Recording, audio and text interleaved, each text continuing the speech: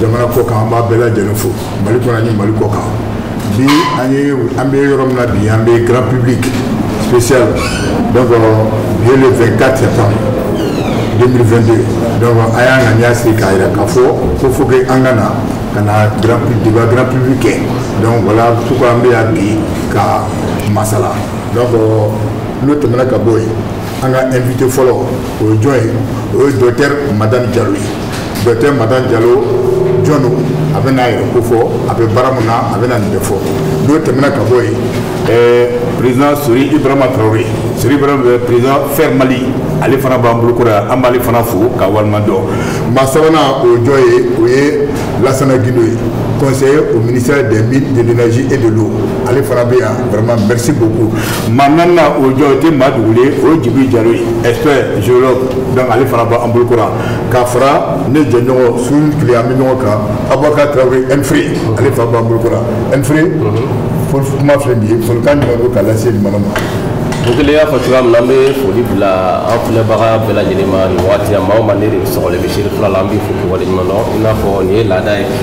an bɛ kɛnɛ sigi min b'a to jamana kɔnɔdenw bɛ se ka bɔ kunnafoni kalama jamana kunkanko la bi ta an bɛna kuma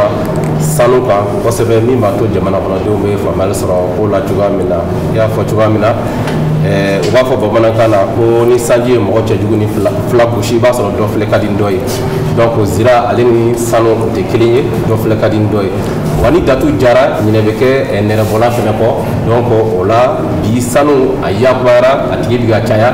donc alors que dɔw de y'a tu tigɛ wagati tɛmɛn'o la donc bi an bɛna kuma sanuko yɛrɛ kan Mali kɔnɔ depuis indépendance ta wagati kana bila sisan na sanu ye nafa min don Mali kɔnɔ an da bɛna don o la k'o walawala bi mɔgɔ bɛ se ka faamuyali sɔrɔ a cogo min na. D'accord docteur Madani folikan jumɛn de bolo k'a lase sirifila filɛbagaw ma. An bɛ sirifilakaw bɛɛ fo an bɛ audience fo an bɛ jama fo an bɛ télé lajɛlibagaw fo. Sori Ibrahima Traoré folikan jumɛn de bolo k'a lase sirifila filɛbagaw ma. Bukele n b'i yɛrɛ fo fɔlɔ ka Enfré fo ka an ɲɛmaaw fo n'o ye docteur Madani Diallo ye ani Lassana Guindo ka olu fo ye an kɔrɔw ye an mansaw don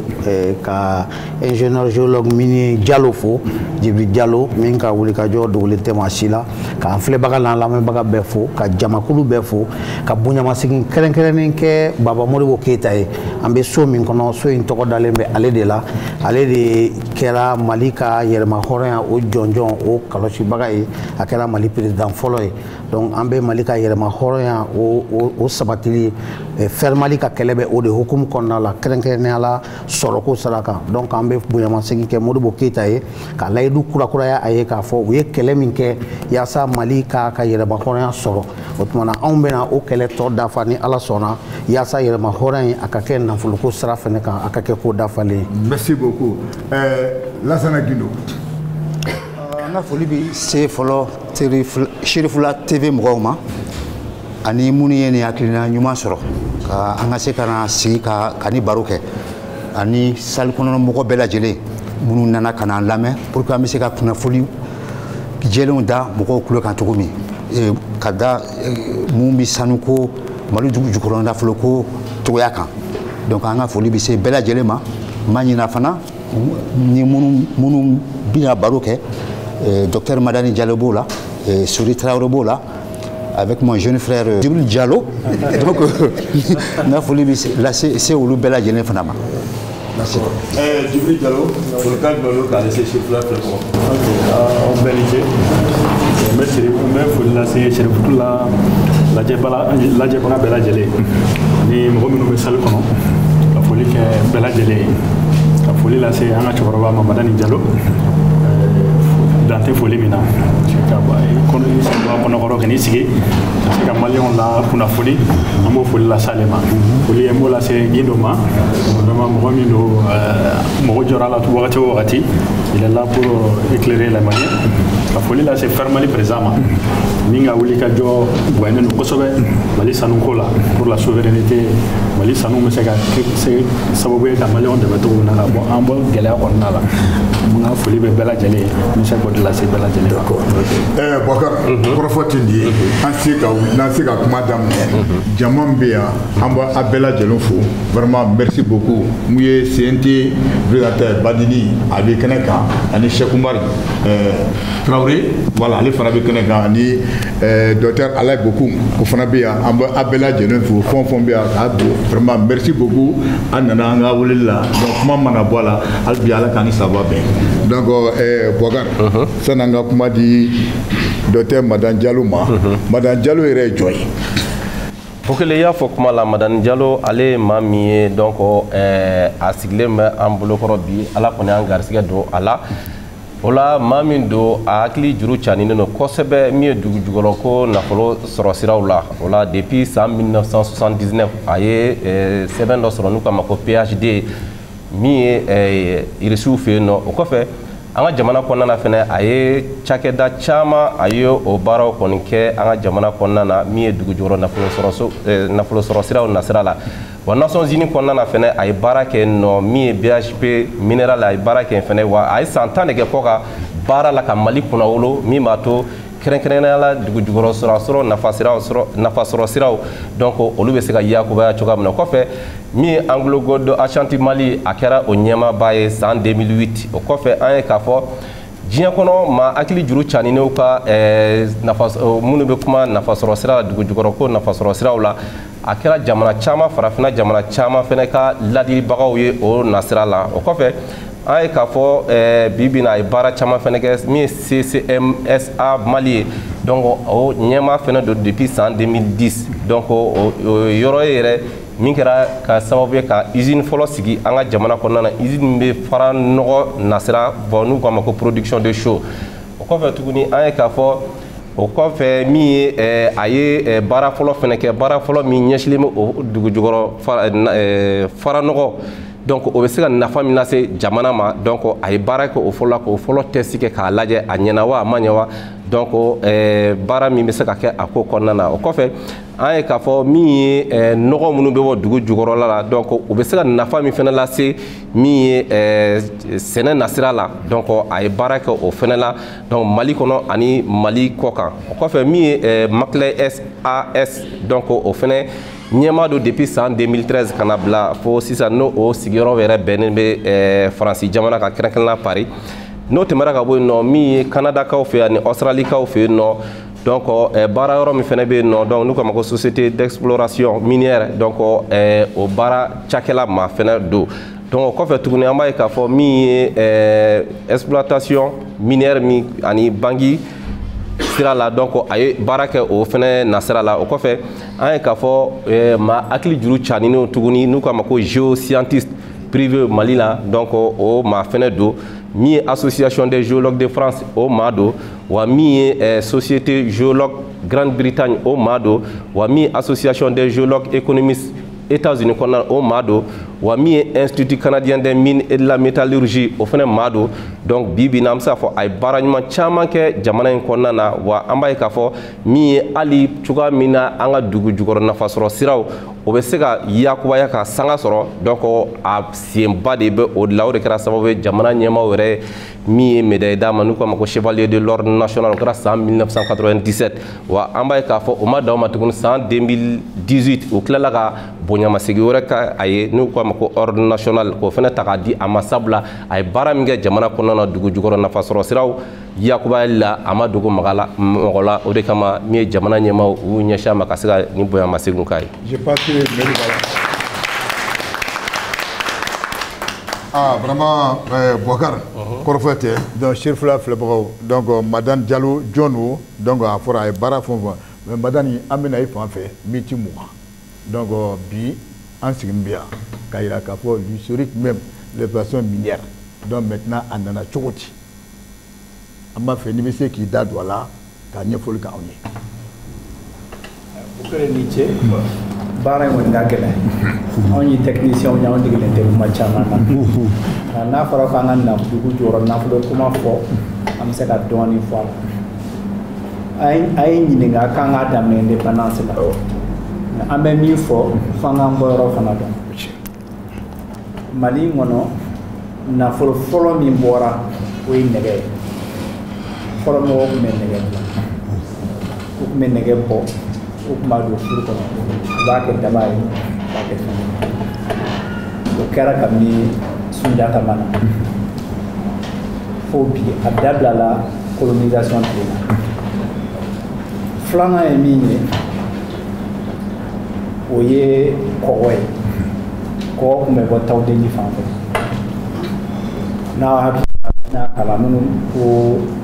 sani Sunjata ka na Gana tile la mɔgɔ tun bɛ kɔgɔ de bɔ sanfɛla la kɔrɔnfɛla la ka na n'a ye k'a falen sanu o kɔrɔ ye ko sanu fana tun bɛ bɔ fɛn naaninan minnu bɛ bɔ o ye kabakurun jɛman dɔ ye kɔrɔbɔrɔw b'a fɔ a ma ko alakɔrɔ o ye carbonate calcaire de calcaire nin o de bɛ kɛ ka sow jɔ o bɛ tumutu kɛrɛfɛ tumutu so caman fara de bɔra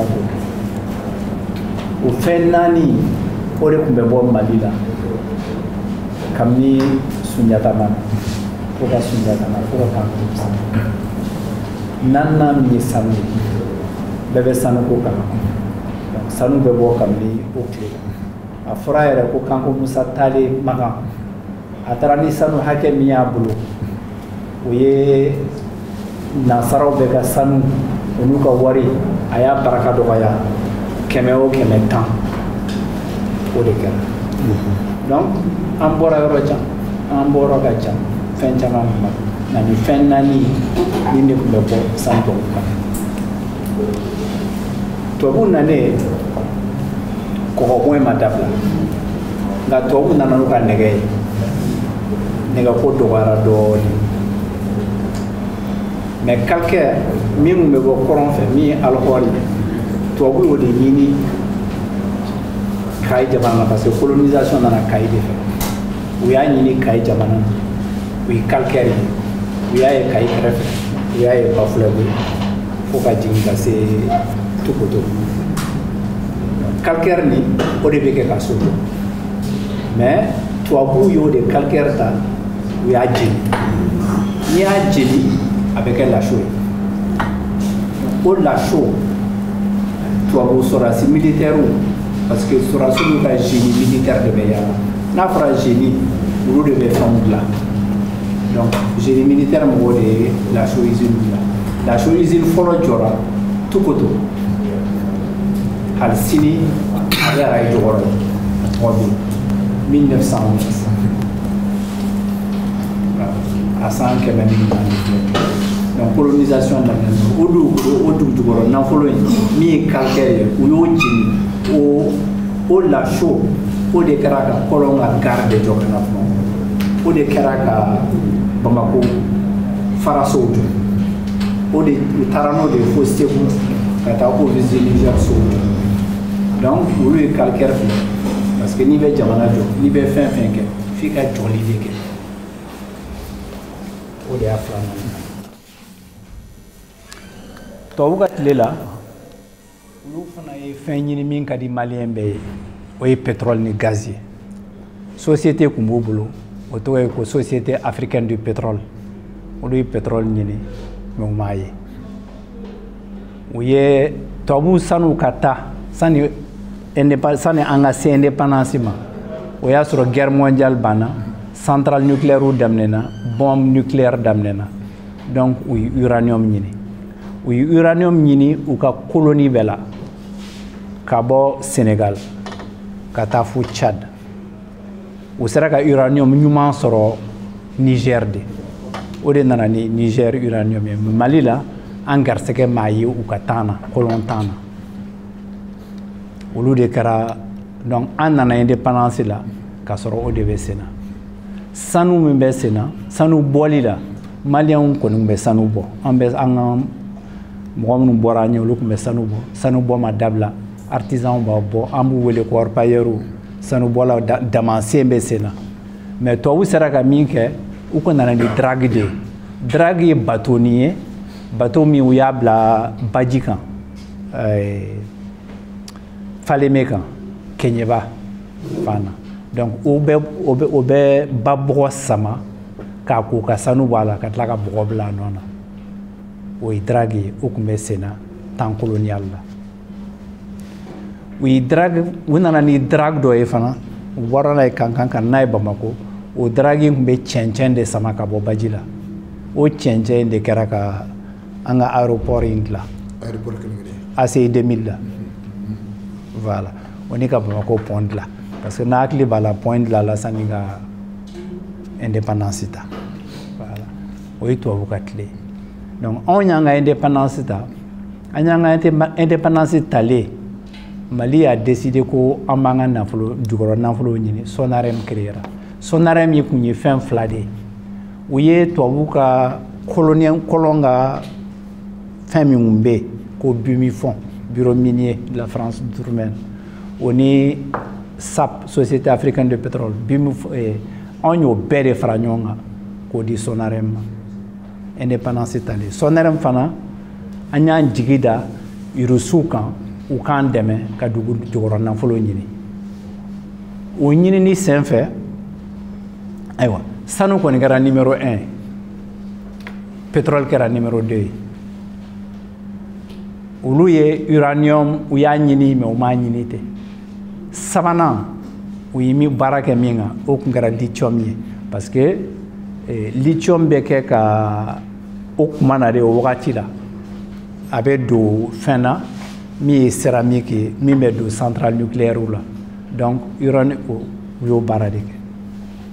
donc u ye fɛn caman ɲini Mali la u y'olu ye nɛgɛ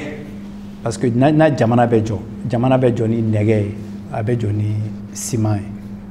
donc tubabuw y'u ka jɔli kɛ ni laso ye o ni fara donc Irisiw ka temps na an ye nɛgɛ ɲini nɛgɛw yera nɛgɛ yera ka bɔ Moribabugu ka daminɛ Moribabugu ka taa fo Kayi jamana na nɛgɛ bɛ sɔrɔ nin bɛɛ la o ye min filanan ɲini o ye bauxite ye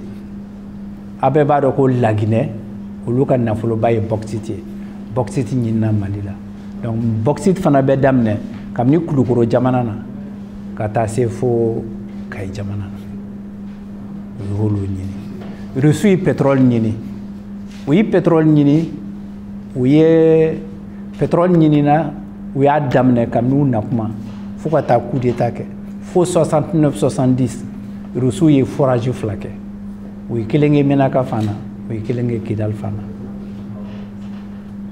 Ala m'u kɔni ye a nɔ ye mais a nɔnɔ ye mais u ma pétrole sɔrɔ u ma gaz sɔrɔ indépendance kɔnɔ olu taalen an sera français ma 100 ans Irisiw taara 72 comme ça donc 79 an ni français u ka société kun tɔgɔ ye Elf donc olu ni Mali baara kɛ u fana ye forage fila kɛ kelen kɛra Gao fanfɛla la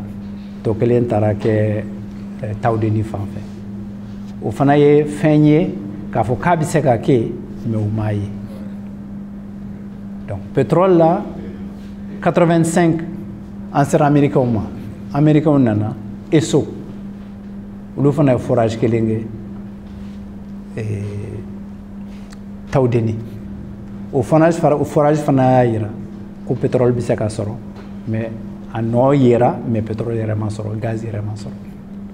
u ye dɔɔni dɔɔni sɔrɔ mais a tɛ se ka bɔ maintenant pétrole ko kɔni ka d'an ye an ma se k'a sɔrɔ nka an ye dingɛ 5 de kɛ kilomètre carré miliyɔn 1 donc a baara de ma kɛ kosɛbɛ baara min kɛra o tɛ se k'a yira an na ko a bɛ yen an kɔni géologues olu ka jate la a bɛɛ sɔrɔ Mali la mais k'a fɔ kɛrɛnkɛrɛnnenya an y'a ye an bolo ma d'a kan DNG mɔgɔ dɔ yɛrɛ b'a fɔ de ko jɛgɛ bɛ baji la nka o kɔrɔ ko k'i tɛ se k'a minɛ ka a kɛ na ji ye voilà o de ye pétrole fa donc indépendance talen ko fana an y'an jija sanuko la Sonaremi baara kɛ kalan na mais kalan na kun dɔnnen don kabini temps colon Sonaremi i banba o kan u ye baara kɛ yɔrɔ filanan min na o ye Kɛɲɛba zone ye yɔrɔ min tɔgɔ ye Medinandi u ye baara kɛ Medinandi kan donc mais bɛɛ b'a dɔn ko sanu bɛ Kayi jamana na a bɛ Kangaba jamana na a bɛ Yanfɔli la a bɛ Buguni a bɛ Sikaso donc Rusu kɔni baara kɛ Rusu ye baara kɛ Mali bɛɛ kɔnɔ u ye sanu ye fana Tawudeni pas Tawudeni pardon Tesalit u ye sanu ye Tesalit kɛrɛfɛ sani ka se Tesalit 30 km Indarset mais o baara ma taa ɲɛ parce que fɔlɔ la n'i bɛ sanu bɔ fo ji bon mɔgɔ ma ji ɲini ye yɔrɔ ka jan o ma taa ɲɛ voilà o ye sanuko ye o ye fɛn wɛrɛ ye an ye fɛn wɛrɛ ɲini Ɲoro mara la o ye cuivre ye cuivre dɔw b'a wele ko dɛɲɛ o bɛ kɛ min ye o de bɛ kɛ nɛgɛjuru ye fɛn fɛn courant bɛ ta nɛgɛjuru minnu fɛ o de bɛ kɛ ka moteurw dilan o kɔni nɔnɔ yera mais a ma se ka taa ɲɛ an ni Rusu y'a baara kɛ an ni Faransɛw y'a baara kɛ an ma se ka fɛn sɔrɔ min bɛ se ka bɔ ka nafa dɔn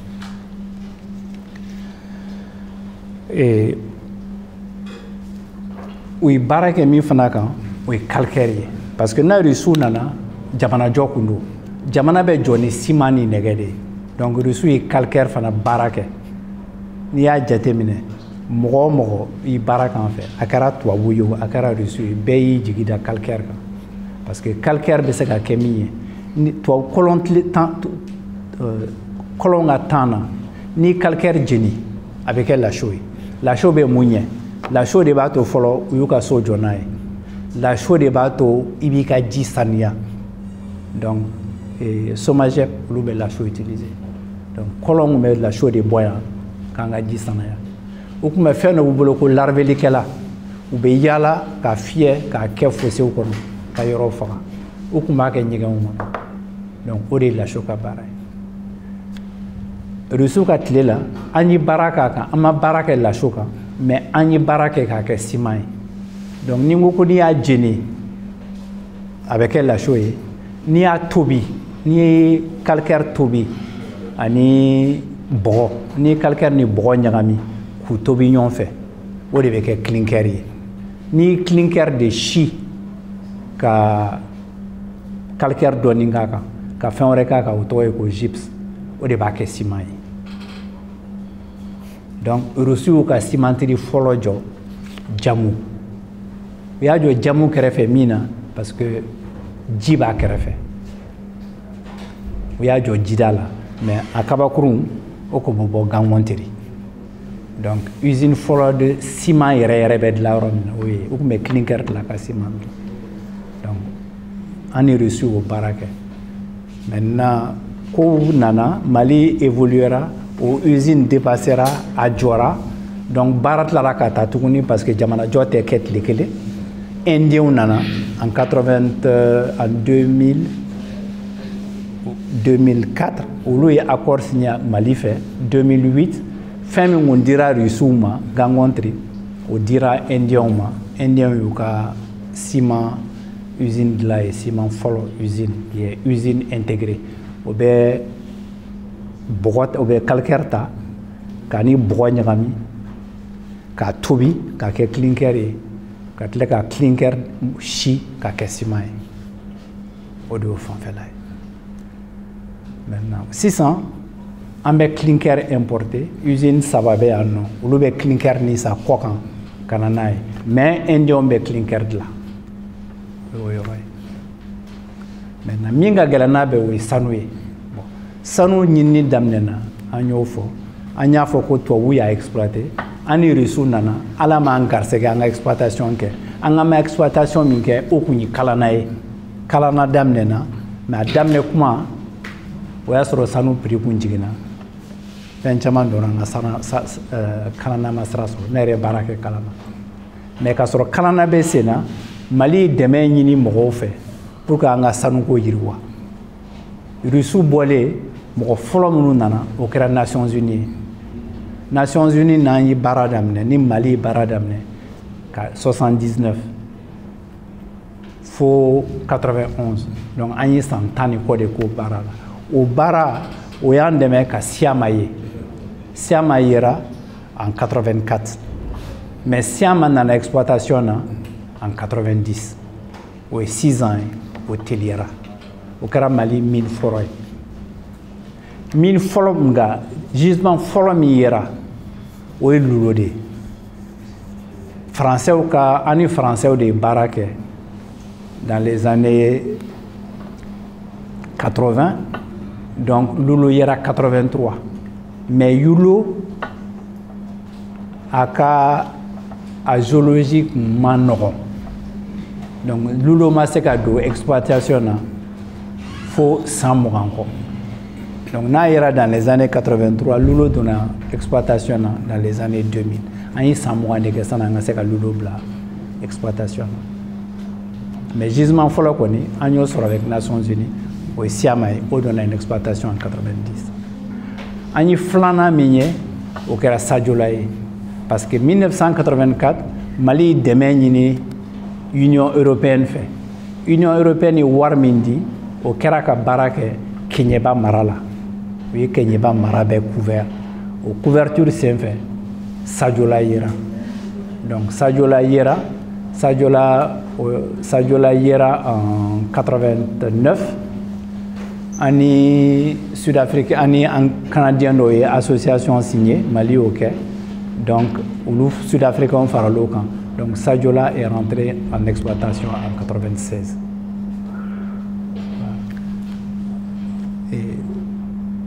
Min samana min sorola o kun ye morila ye morila baara fɔlɔ o kɔni kɛra baara ye min Mali ni Belgique de farala ɲɔgɔn kan Royaume de Belgique dɔɔni di ko ka cartographie kɛ o y'a sɔrɔ an bɛ Mali la an ko ka cartographie kɛ cartographie ye ka yaala k'a yɔrɔw lajɛ an k'o tɛ Mali mɔgɔ ɲɛ quoi an bɛ min ɲini an bɛ min de ɲini min bɛ se ka nafa d'an ma donc DNGM o y'a décidé ka wari k'a la donc o de kama Modela Yera en 87 et a donné exploitation je crois 2000-2002 voilà donc o ye sanu fanfɛla ye donc mine fɛn yera géologue caman de baara ka kan mɔgɔ si tɛ se k'a fɔ ko ne de ye nin découvert bɛɛ bɛ se k'a fɔ an ye dɔ k'a kan a dugujɔrɔ fo dugujɔrɔ nafolo fanfɛla la an ye min ɲini Mali ye min ɲini c'est que jumɛn bɛ se ka kɛ ka wari s'an ma min fɔlɔ bɛ se ka wari s'an ma min investissement man ca o ye sanu ye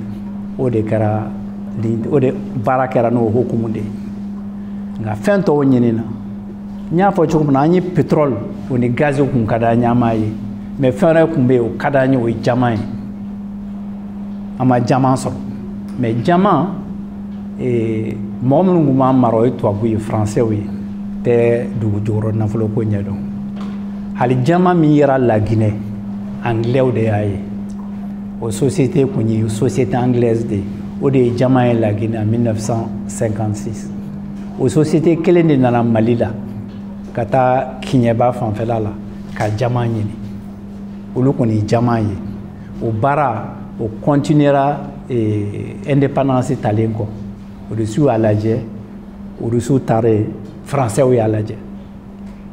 Français ka baara la u ye yɔrɔ 46 de yira Kiɲɛba mara la jama bɛ se ka bɔ yɔrɔ min na mais olu ka baara fana ye min yira i bɛ musaka min don a la i tɛn'o wari sɔrɔ a la olu ka jate o tora ten bon an ma mɔgɔ wɛrɛ sɔrɔ min nana lajɛ maintenant a fɔra ko jama kɔni ni géologie lajɛ jama bɛ Kiɲɛba an y'o dɔn o garantilen don maintenant est ce que an bɛna fɛn de sɔrɔ a la min bɛ se k'an nafa ɲɛ ou bien est ce que a sɔngɔ bɛna yɛlɛ fo an ka baara kɛ o de bɛna lajɛ maintenant Kiɲɛba géologie o ni Buguni géologie olu bɛɛ ye kelen ye donc jama ɲinina Kenyaba Buguni mara la an yɛrɛ y'a ɲini an ma fɛn sɔrɔ mɔgɔ wɛrɛw bɛ k'a ɲini an bɛ ko résultat kɔnɔ o ye caman ta n'i ye dugu jukɔrɔ nafolo ninnu fɔ an ye pétrole ni gaz fɔ sisan gaz courant min bɔra ko hydrogène bon tiɲɛ na mɔgɔ si m'o ɲini Mali la fo a bɔlen a yera en 83 hydraulique ka forage dɔ la maintenant avec société dɔ bolo o bɛ ka développer diɲɛ kɔnɔ il y a projet 25 ɲɔgɔn de bɛ hydrogène na parce que hydrogène min bɔ dugukolo jukɔrɔ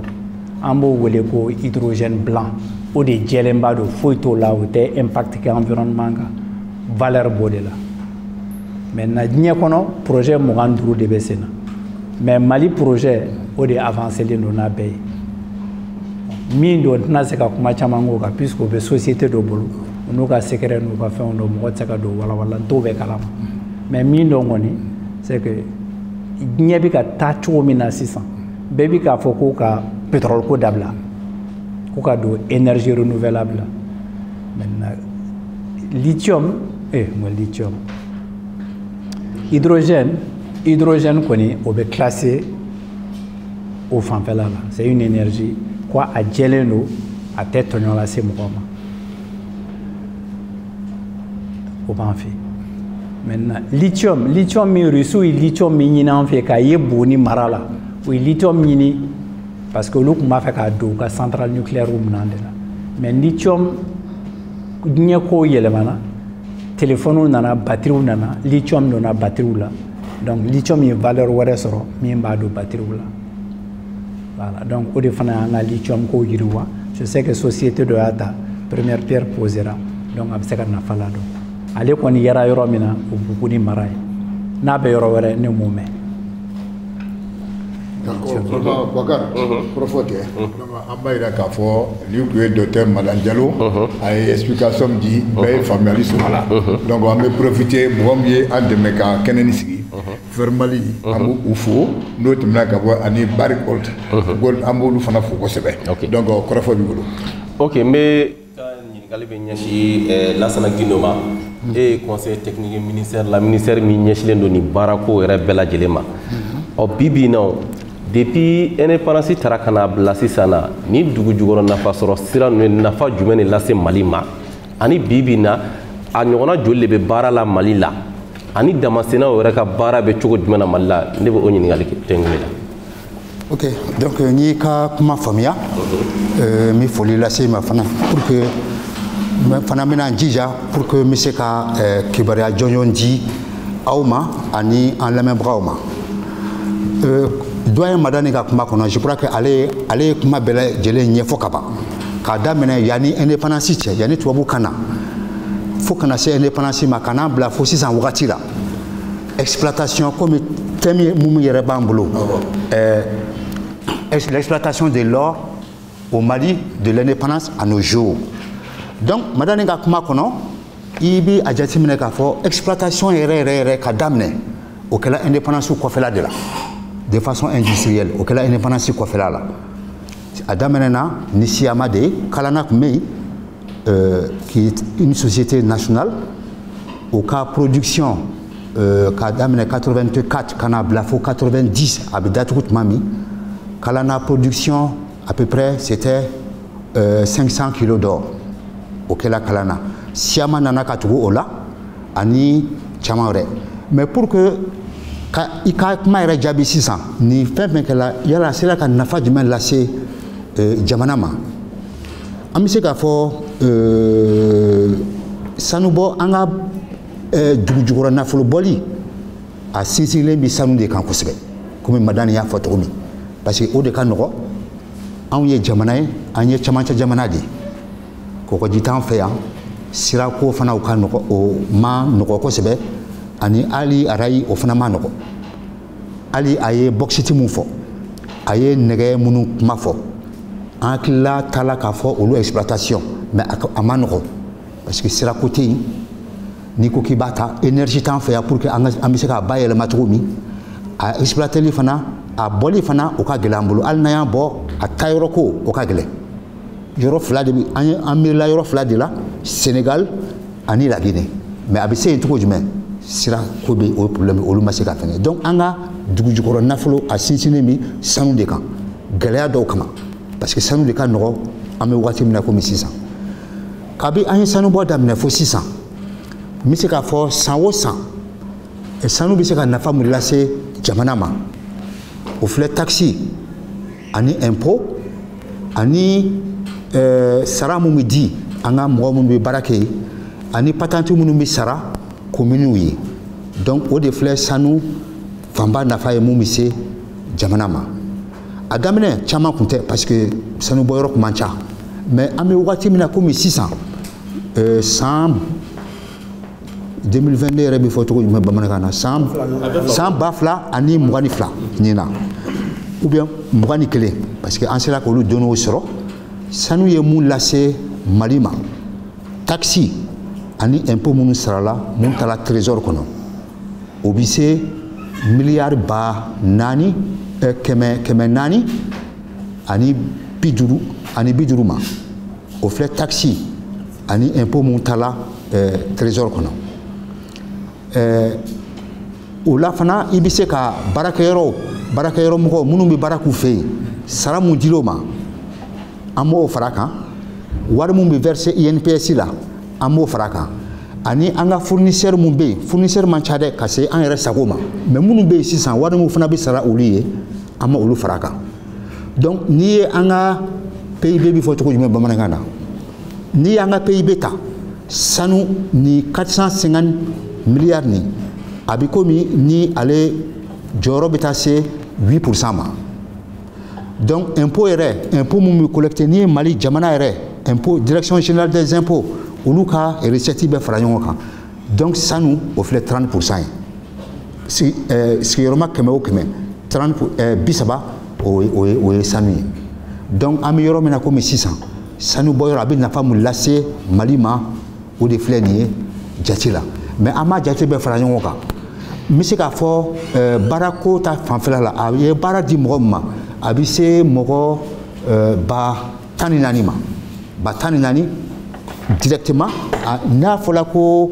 parce que i bɛ taa sɔrɔ dɔw bɛ yen u tɛ baara kɛ directement mairie kɔnɔ mais minnu bɛ baara kɛ mairie kɔnɔ i b'a sɔrɔ olu fana bɛ baara kɛ ɲɔgɔn fɛ donc n'i y'olu mɔgɔ bɛɛ fara ɲɔgɔn kan donc a bɛ se mɔgɔ ba 100 ɲɔgɔnna ma minnu dayirimɛ sirilen bɛ mine na mais o t'an yɛrɛ sago ye o t'an sago ye hali sisan anw yɛrɛ bolo an bɛ se ka taa hali bi o sanfɛ n'an sera ka baara dɔw sigi sen kan n'an sera ka ko dɔw kɛ ɲɔgɔn fɛ an bɛ se ka taa o sanfɛ hali bi donc ni kɔni ye jaabi ye n bɛ se ka mun d'i ma. n ye yɔrɔ min fana f'i ɲɛna ko an bɛ wagati min na bi sanu bɔyɔrɔ joli bɛ an ka jamana kɔnɔ ani damansennaw fana ko nafa bɛ ka kɛ fɛn jumɛn ka ɲɛsin jamana ma. i y'o kuma fɔ. an bɛ wagati min na komi bi sanu bɔyɔrɔ 13 de b'an fɛ yan Mali kɔnɔ bi a bɛɛ ye sanu ye sanu bɔyɔrɔ 13 a dɔw bɛ yen i bɛ taa sɔrɔ olu ka surun ɲɔgɔn na an b'a fɔ olu ma ko complexe donc n m'o olu fara a kan donc n'i y'olu fara a kan an bɛ taa fɔ 15 la ani petite mine minnu bɛ baara la bi n'i y'olu fara a kan an bɛ se fɔ 16 ma mais petite mine wɛrɛw bɛ yen ni an ye yamaruya di olu ma olu ka baara kɛ olu bɛ se 20 ma o petite mine maliyɛnw dɔrɔn de bɛ olu la olu ye maliyɛnw de ye mais o caman bɛ yen bi olu ma se ka baara daminɛ fɔlɔ mais o kɔni bɛ senna pour que u bɛ se ka baara daminɛ u ye yamaruya sɛbɛn sɔrɔ pour que u bɛ se ka taa baara kɛ cogo min o bɛ se 20 ma mais u ma se ka baara daminɛ bi o fanba fana olu ye maliyɛnw de ye sabu sariya sɛbɛn min b'an bolo an ye petite mine dabɔ o ka kɛ maliyɛnw ye parce que mine belebeleba o baara o nafolo kasabi ka ca a ko ka gɛlɛn donc petite mine an y'a miiri k'a fɔ maliyɛn bɛ se ka na o la a wari bɔta man ca hali ni ani mɔgɔ bɛ jɛ ka fara ɲɔgɔn kan n'o bɛ bɔ jamana wɛrɛ la c'est à dire a fanba kɔni o bɛ kɛ maliyɛn ye pour que nafolo fana bɛ se ka to Mali kɔnɔ yan cogo min donc o petite minnu ma se ka baara daminɛ olu bɛ se 20 ma fɔlɔ mun ye an b'a fɔ mun ma dama baara 128 an ye baara dɔ da an ye laɲini kɛ pour que an bɛ se ka dama baara an bɛ se k'o fana don da la cogo min ko komi sɛnɛ bi an ye sɛnɛ kɛ cogo min an ye bagan mara kɛ cogo min an fana y'a an ka laɲini kɛla dama baara an bɛ se ka organiser cogo jumɛn pour que minnu bɛ baara kɛ la o fana bɛ se ka nafa sɔrɔ a bɛ se ka nafa lase jamana ma donc an ye enquête dɔ kɛ an ye recensement dɔ kɛ Mali fan bɛɛ kɔnɔ k'a daminɛ Kayi ka na bila fo Sikaso région na an y'a ye k'a fɔ damandaw a baara ka gɛlɛn kosɛbɛ parce que damanda bɛ dayɛlɛ sisan a bɛ kalo 3 kɛ a bɛ datugu yɔrɔ min datugula u bɛ tila ka taa baara daminɛ donc ni ma kɛ ni hakilisigi ye a bɛ fili caman lase o ma mais an yɛrɛ ka jateminɛ na an ye yɔrɔ 400 fo ka taa se 500 ɲɔgɔnna ma minnu mɔgɔw bɛ baara kɛla yɔrɔ min na mais damabara gɛlɛya ye mun ye c'est que damabara ale daminɛna cogo min o baara de tun b'a fɛ Kanku Musa ninnu bɛɛ ka sanu sɔrɔla o de sira fɛ n'i yɛrɛ ko k'i ye maliyɛn ye kɔfɛ bi o b'a fɔ yala Kanku Musa ka dugu wa Masa Musa ka dugu donc o b'a jira k'a fɔ ni masakɛ in ani sanuyakɛ mun ta la o sɔrɔla damabara de senfɛ donc damabara tun ye mun ye fɔlɔ daba ani filen o de tun bɛ kɛ k'o baara kɛ mais an bɛ wagati min na komi sisan damabara a cogoya yɛlɛmana minɛn kuraw nana compresseur b'u bolo marteau piqueur b'u bolo minɛn caman wɛrɛ b'u bolo u bɛ baara kɛ ni mun ye donc a cogoya yɛlɛmana kosɛbɛ anw ko sisan a ti fɔ nin ma damabara tugun a kan ka an kan ka tɔgɔ wɛrɛ da nin na parce que ani mun tun bɛ kɛ fɔlɔ a n'o tɛ kelen ye kɔlɔlɔ caman b'a la ani gɛlɛya caman b'a la fo an ka yɛlɛma don a la k'a fɔcogo yɛlɛma sisan pour que de façon sariya bolo kan an bɛ se ka a fɛngɛ cogo min donc damabara b'o sira de kan sisan minnu yɛrɛ bɛ baara kɛ ni daba ye ani filɛ olu tɛ yen bilen a bɛɛ cogoya yɛlɛmana sisan donc gɛlɛya camanba de bi damabara kɔnɔ sisan mɔgɔ min bɛ baara k'a la a bɛ se mɔgɔ 2 ma dugu bɛɛ bɔyɔrɔmɔgɔ b'a la ganayɛnw b'a la sénégalais b'a la burkinabéw b'a la u bɛɛ bɛna baara kɛ mais ale baara in fo sisan a ti nafa lase jamana ma a ti nafa lase jamana ma parce que an y'a dabɔ yɛrɛ ka baara dɔ kɛ ani ministère de l'économie et des finances togo jumɛn sanu baarakɛyɔrɔ belebeleba ninnu société ba ninnu bi taxe mun sara a taxe bɛɛ tɛ dɛ olu bɛ taxe dɔw sara an y'a miiri fana ni damabara n'an bɛ se k'a fɔ komi damabara hali ni a yɛlɛmanen a baara cogoya yɛlɛmanen don an ko ni an bɛ se ka o taxe don olu la ni olu fana bɛ se k'o sara pour que a nafa dɔ bɛ se ka lase Mali ma cogo min mais hali sisan an ma o baara ma se ka sira sɔrɔ 2018 an y'a essayer vraiment ka baara dɔw kɛ an wulila ka se o ma an ko nin baara an bɛna nin baara di aw yɛrɛ ma anw ye gouvernement ye mais an bɛna nin baara di aw yɛrɛ ma komi damabara ye fɛn ye ale décentralisé len don an ye o di maires ani collectivités territoriales ma pour que olu bɛ se ka o baara fɛngɛ cogo min mais an y'a ye o baara kɛlen ni fana ma mɔgɔ bila ka taa o kɛrɛfɛ mun bɛ a baara ɲɛdɔn k'a ɲɛf'u ɲɛna a ka gɛlɛn ko maire mun bɛ yen mun ti géologue ye mun ti code minier dɔn a ka gɛlɛn k'a fɔ ale fana bɛ se ka nin baara a k'o sinsin k'a sɔrɔ a ti sariya dɔn donc o gɛlɛyaba de b'an fɛ yen. ni ala sɔnna ma an bɛ tila ka segin ka n'i ma tuguni. Inchallah. Mina madame toujours je viens vers toi k'a yira k'a fɔ ko mun ye invité fila ye olu fana ka ɲininkaliw bɛ sira kan ka na n b'a dɔn voilà bon kana presse o la voilà bɛɛ n'i ka question don quoi voilà donc maintenant ne bɛna i fan fɛ k'a ye k'a fɔ bi bi in na kuma dɔ bɛ sen na ko fɔlɔ Mali contrat tun bɛ signé cogo di ani mɔgɔw n'u cɛ. ayiwa o kɛlen o kuma in Mali contrat minnu daminɛna anw ka tile la o kɛra anw ɲɛna voilà donc anw ye Nations Unies baara daminɛ 79 an yɔrɔ caman y'a baara la o baara de y'a to fana Union européenne ye wari di ka taa Keɲeba ni Kayi mara la anw ka baara la yɔrɔ fɔlɔ min yɛra o kɛra Nampala ye an yɔrɔ filanan min ye o kɛra Siama ye yɔrɔ sabanan min yɛra o kɛra Murela ye yɔrɔ naaninan min kɛra o ye Sajola ye mais Siama de yelen an ye Siama ye en 84 janvier 84 Siama yelen an ye mɔgɔ de ɲini min bɛ se k'an dɛmɛ ka sanu bɔ o wagati la an ka sous région na parce que n'i bɛ fɛn fɛn kɛ i kelen tɛ tubabuw ka temps na temps colon na min minnu kun dɔnnen don o ye mine 3 de ye kelen kun tɔgɔ ye Sabodala o bɛ Sénégal filanan kun tɔgɔ ye Iti o bɛ Côte d'Ivoire a sabanan kun tɔgɔ ye Pura o bɛ Burkina Faso temps colon na ni 3 de yera Mali kun t'a la mine kelen min fana donna en exploitation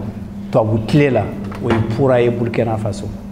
donc anw y'an ka sanu ye kuma min na siya ma découvert le o y'a sɔrɔ tubabu kun ye ninnu de kɛ bon ni fila Sabodala o ni Iti olu ma se ka baara anw kɛlen ka baara daminɛ an y'a demandé Nations Unies fɛ an ko de Mali fana bɛ cogo min na sanu ka ca an fɛ yan nɔ min bɛ sɔrɔ an fɛ yan min bɛ kɛ Sabodala ɲɔgɔn ye min bɛ kɛ Iti ɲɔgɔn ye mais siya ma yele mɔgɔ t'an bolo min m'a développé a fanga ta Mali la donc ni y'a fɔ a bɛ se ka kɛ yɛlɛ ko ye an ye partenaires changé donc an wulila an taara se américains ma ka se canadiens ma ka mɔgɔ ɲini min bɛ se ka n'an dɛmɛ donc an ye société américaine dɔ de sɔrɔ o tɔgɔ ye ko Utah mɔgɔw olu fana ye olu chrétien sugu dɔ de don a bɛ wele ko mormon olu sigilen bɛ États-Unis polygamie b'olu fɛ yen u bɛ groupe de la namara tɛ kɛ yuruguyurugu tɛ kɛ olu ka groupe bɛ yen an taara Mali garisɛgɛ kɛra an taara bɛn n'olu ye olu nana an n'olu ye kuma daminɛ donc Nations Unies ye u ka experts d'an ma u ye avocat d'an ma u ye fiscaliste d'an ma Mali ka côté la Mali gouvernement secrétaire général du gouvernement ministère des mines bon mɔgɔ tɔgɔ fɔ ma y'a la mais mɔgɔ minnu y'a kɛ u bɛ balo la min banna o ye kɔrɔ Dudu ye Dudu Touré o de kun ye chef de délégation ye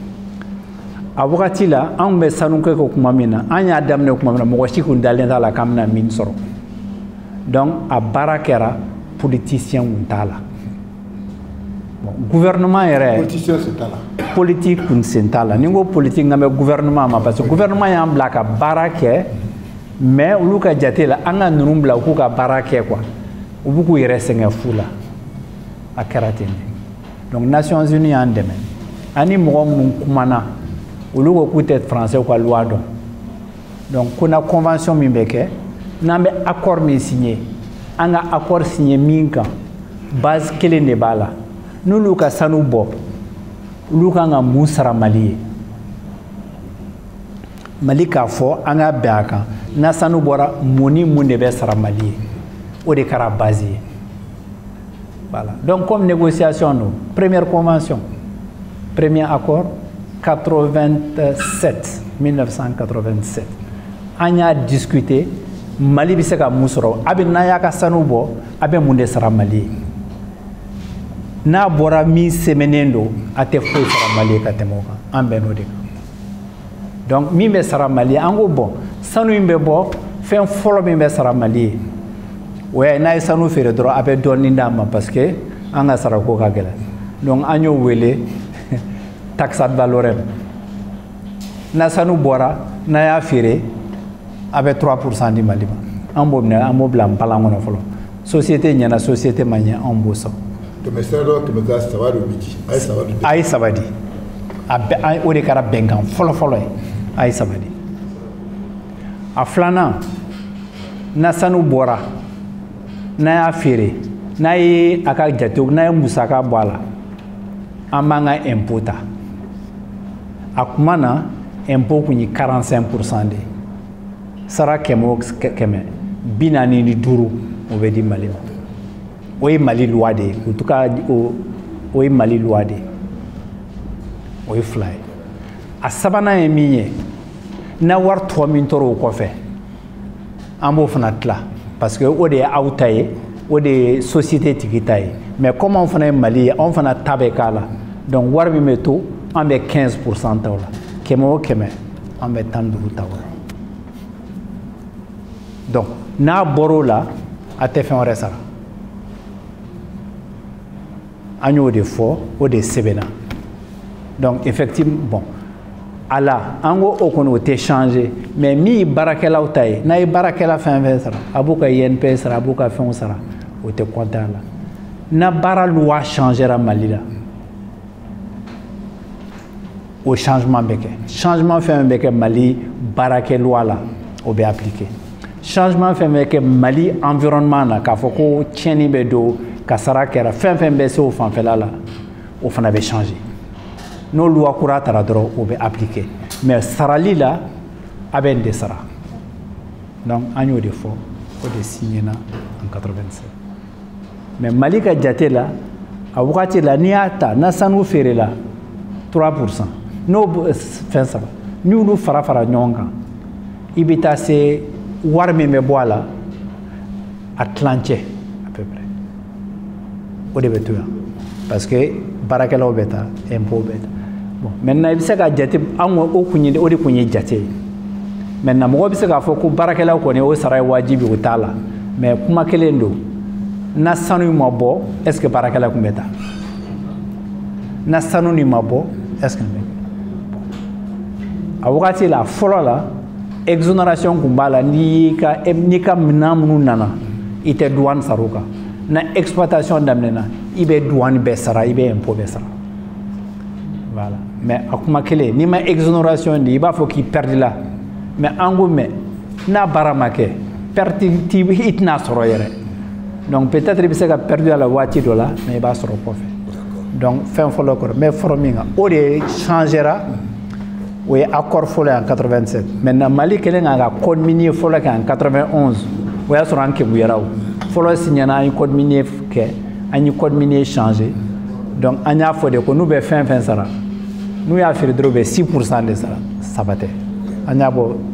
et puis n'a tilala fana an ye Mali part bɔ 15% na k'a kɛ 20% ye voilà o hukumu kɔnɔ jate la ne yɛrɛ bolo tun b'a la tuma min na de 2003 à 2012 ne ka jatew la Mali ta kun ye 52% 40-50% fɛn fɛn bɛ bɔ n'a wari bɛɛ la 50-52% o bɛ n'an fɛ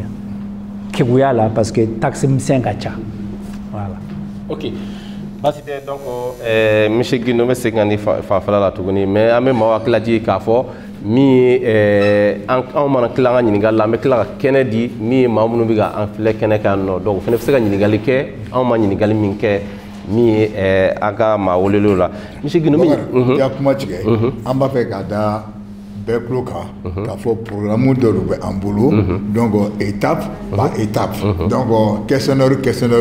Diallo ani Guindo n'o bɔra yen Sori ani Djibril olu ka ɲininkaliw o bɛ nana donc ça veut dire que an programme dɔ don an y'a tracé k'a di donc bɛɛ ka a faamuyali sɔrɔ c'est un programme qui est bien tracé donc an bɛna kuma d'u ma olu kan ka kuma yɔrɔ min na o question fana bɛ yen donc an bɛ profiter k'a jira ka kuma b'i bolo kosɛbɛ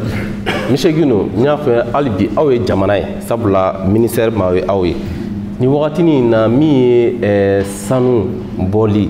donc a bɛ bɔ sigida minnu na o est ce que a sigidala mɔgɔw bɛ ka nafa sɔrɔ a la patente bɛ ka sara u ye wa fɛn bɛ ka kɛ u bɛ ka nafa sɔrɔ a la wa parce que an b'a ye k'a fɔ a sigidala mɔgɔw kuma caman bɛɛ u b'a fɔ ko sanu bɛ bɔ an ka jama mais nafa foyi t'a la an tɛ k'a nafa ye yɛrɛ donc sanu yɛrɛ k'a nafa tɛ ka ye jamana wɛrɛ dɔn i bɛ se ka ɲɛfɔli jumɛn de k'o la. ok n bɛ se ka ɲɛfɔli min kɛ o i ka o ɲininkali la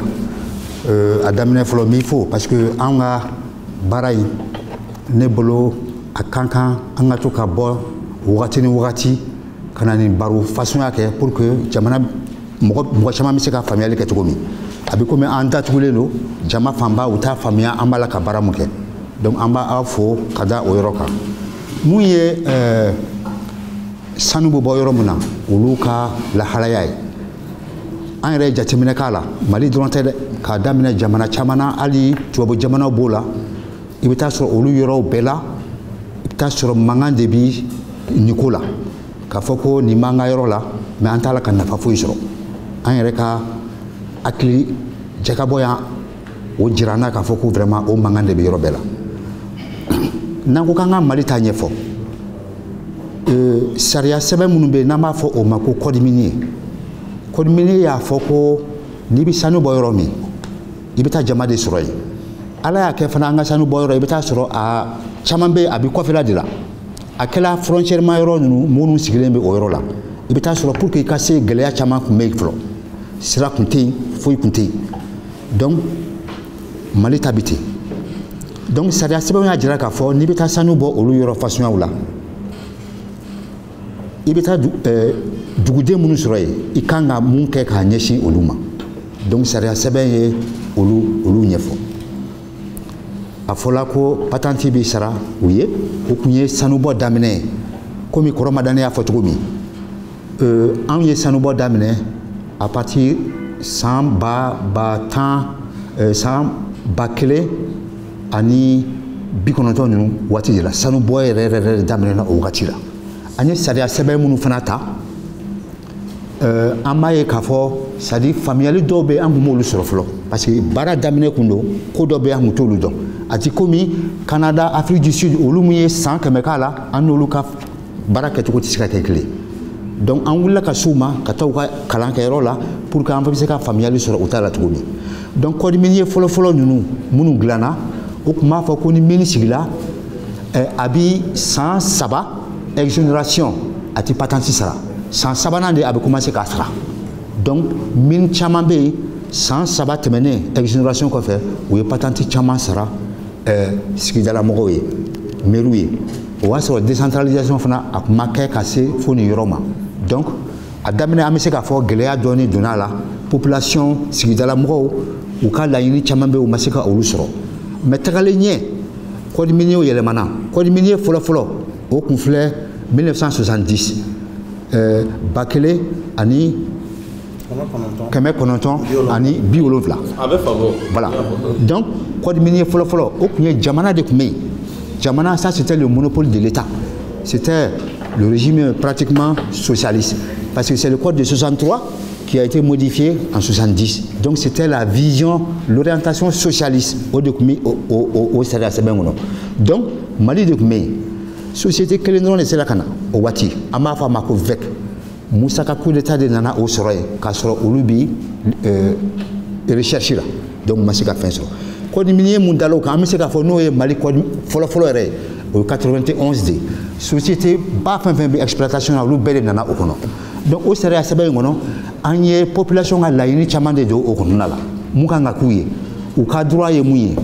donc o caman donn'o kɔnɔ donc ne bɛ se k'a fɔ ka bɔ o code la ka na 99 la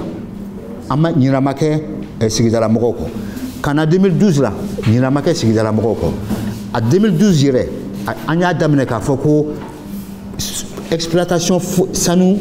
jugujugɔrɔ nafolo foyi si tɛ se ka bɔ n'i ma sɛbɛn dɔ dilan k'a fɔ ne bɛna dugu nin yiriwa cogo min dugu minnu bi sigi kalanko b'o la dɔgɔtɔrɔsoko b'o la sira dilaniko b'o la fɛn caman b'o la i ni dugulamɔgɔw bɛ sigi a bɛ kuma baara minnu kan ka kɛ a bɛ kan ka baara minnu kɛ ɲɔgɔn fɛ a b'olu ɲɛfɔ o fana i bɛ taa sɔrɔ gafe dɔ bɛ o dugulamɔgɔw bolo n'a bɛ f'o ma ko PDSEC o bɛ tali olu fila bɛ tali kɛ ɲɔgɔn na donc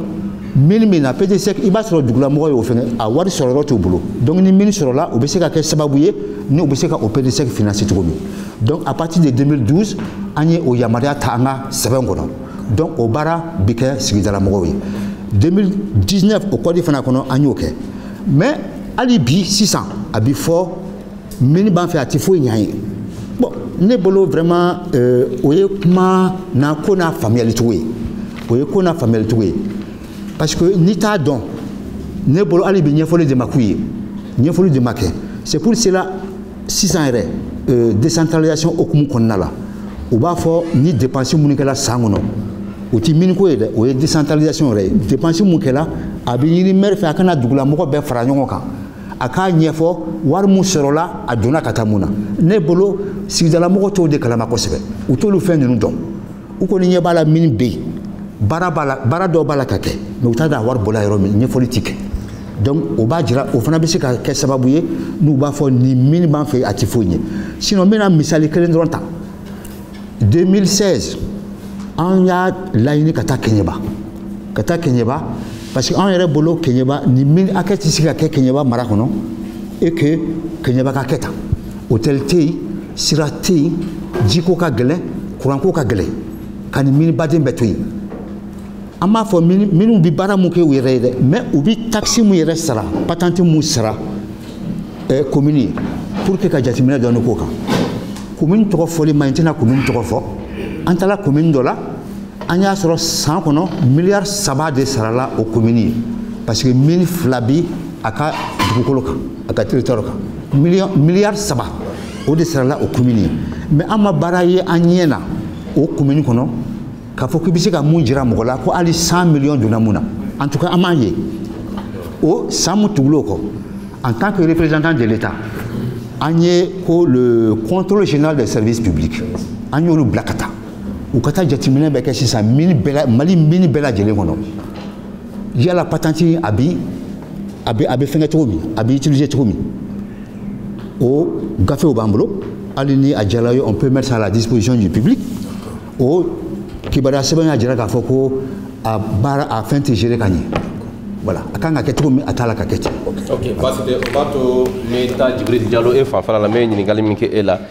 min ye sanubɔ société ye an b'a ye k'a fɔ généralement u ka baarakɛla u bɛ na n'u ye an ka jamana kɔnɔ o tuma a dɔnbaliya de don problème jumɛn de bɛ o ko la de mun de la a ko u bɛ bɔ kɔ kan ka na an yɛrɛ ka jamana kɔnɔna na k'a sɔrɔ jamana kɔnɔdenw bɛ yen. o problème an b'o situé yɔrɔ min na o ye question dɔ posé Guinée kunna k'a fɔ sigilamɔgɔw b'u plaigner est-ce que u bɛ nafa ye sanu bɔli in na wa parce que ni min nana sigi sigida la a ka kan mɔgɔ minnu bɛ sigida la olu ka kɛ prioritaire ye ka baara sɔrɔ min na n'o sigilamɔgɔw bɔra yen jamanadenw de ye prioritaire ye mais on a vu que souvent min dɔw bɛ yen a tila bɛ dunanw ye wagati dɔ yɛrɛ tun kɛra hali chauffeur b'a ta ka bɔ jamana wɛrɛ la donc ça c'est un problème très grave donc c'est pour cela sigilamɔgɔw b'u plaigner k'a fɔ min sigilen b'olu ka yɔrɔ la a tɛ nafa foyi las'u ma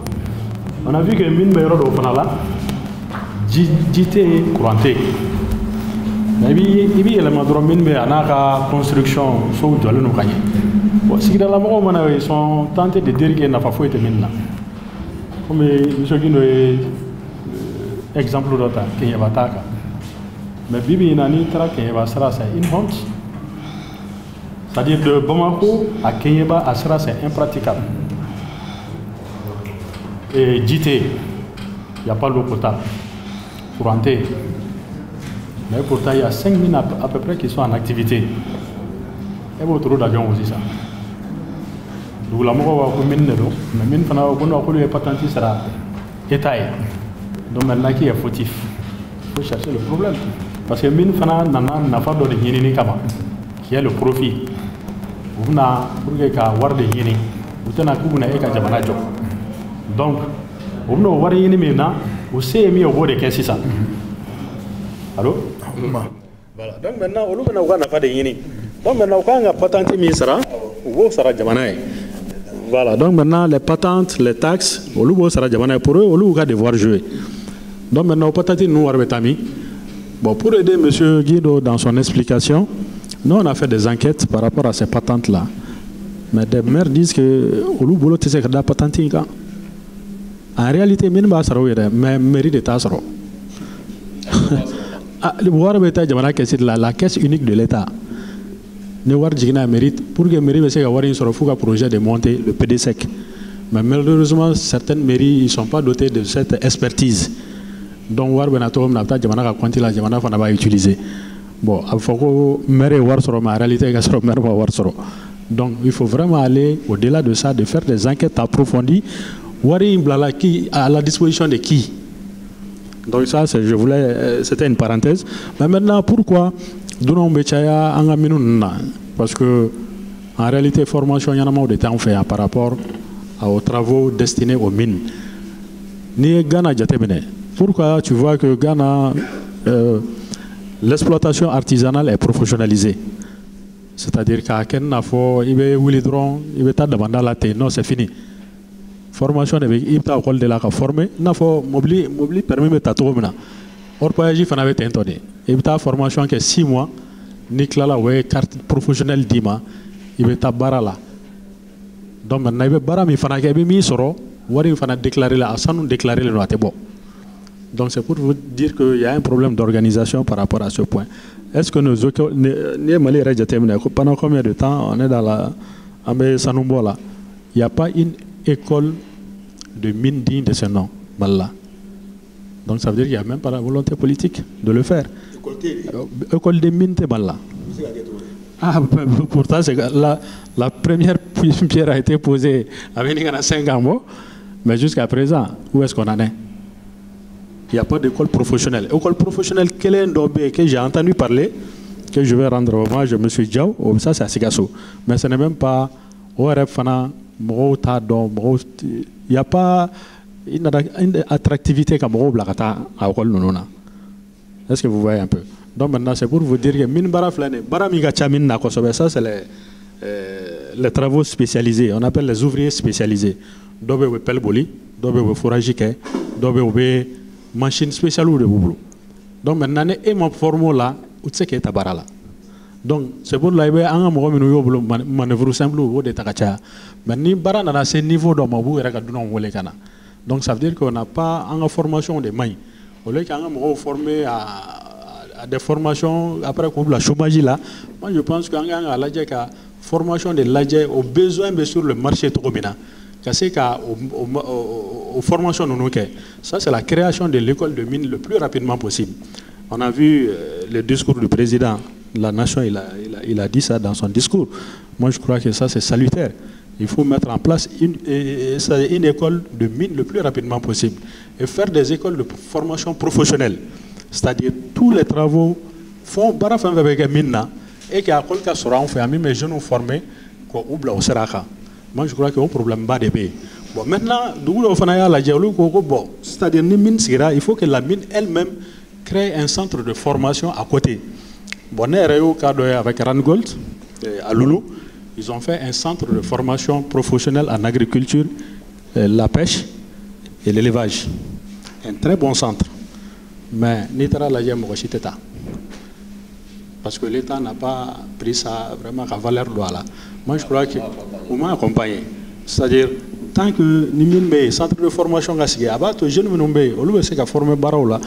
Ni domina ni minte domina. Vous savez que nous avons agriculture et pêche. Manana jete mino chité min mini sigi bo olu va olu dan olu ka patente ni impôt sera état le reste là ça les intéresse pas. Donc maintenant qui est fautif? Moi je crois que le problème est né. Mais maintenant duna nunga nali chamana ya okol baw de terre qui sont spécialisés dans les travaux dans les mines. Par exemple tout récemment il y a 10 dernières années tous les ingénieurs de mines à Chama Russie, Maroc, Algérie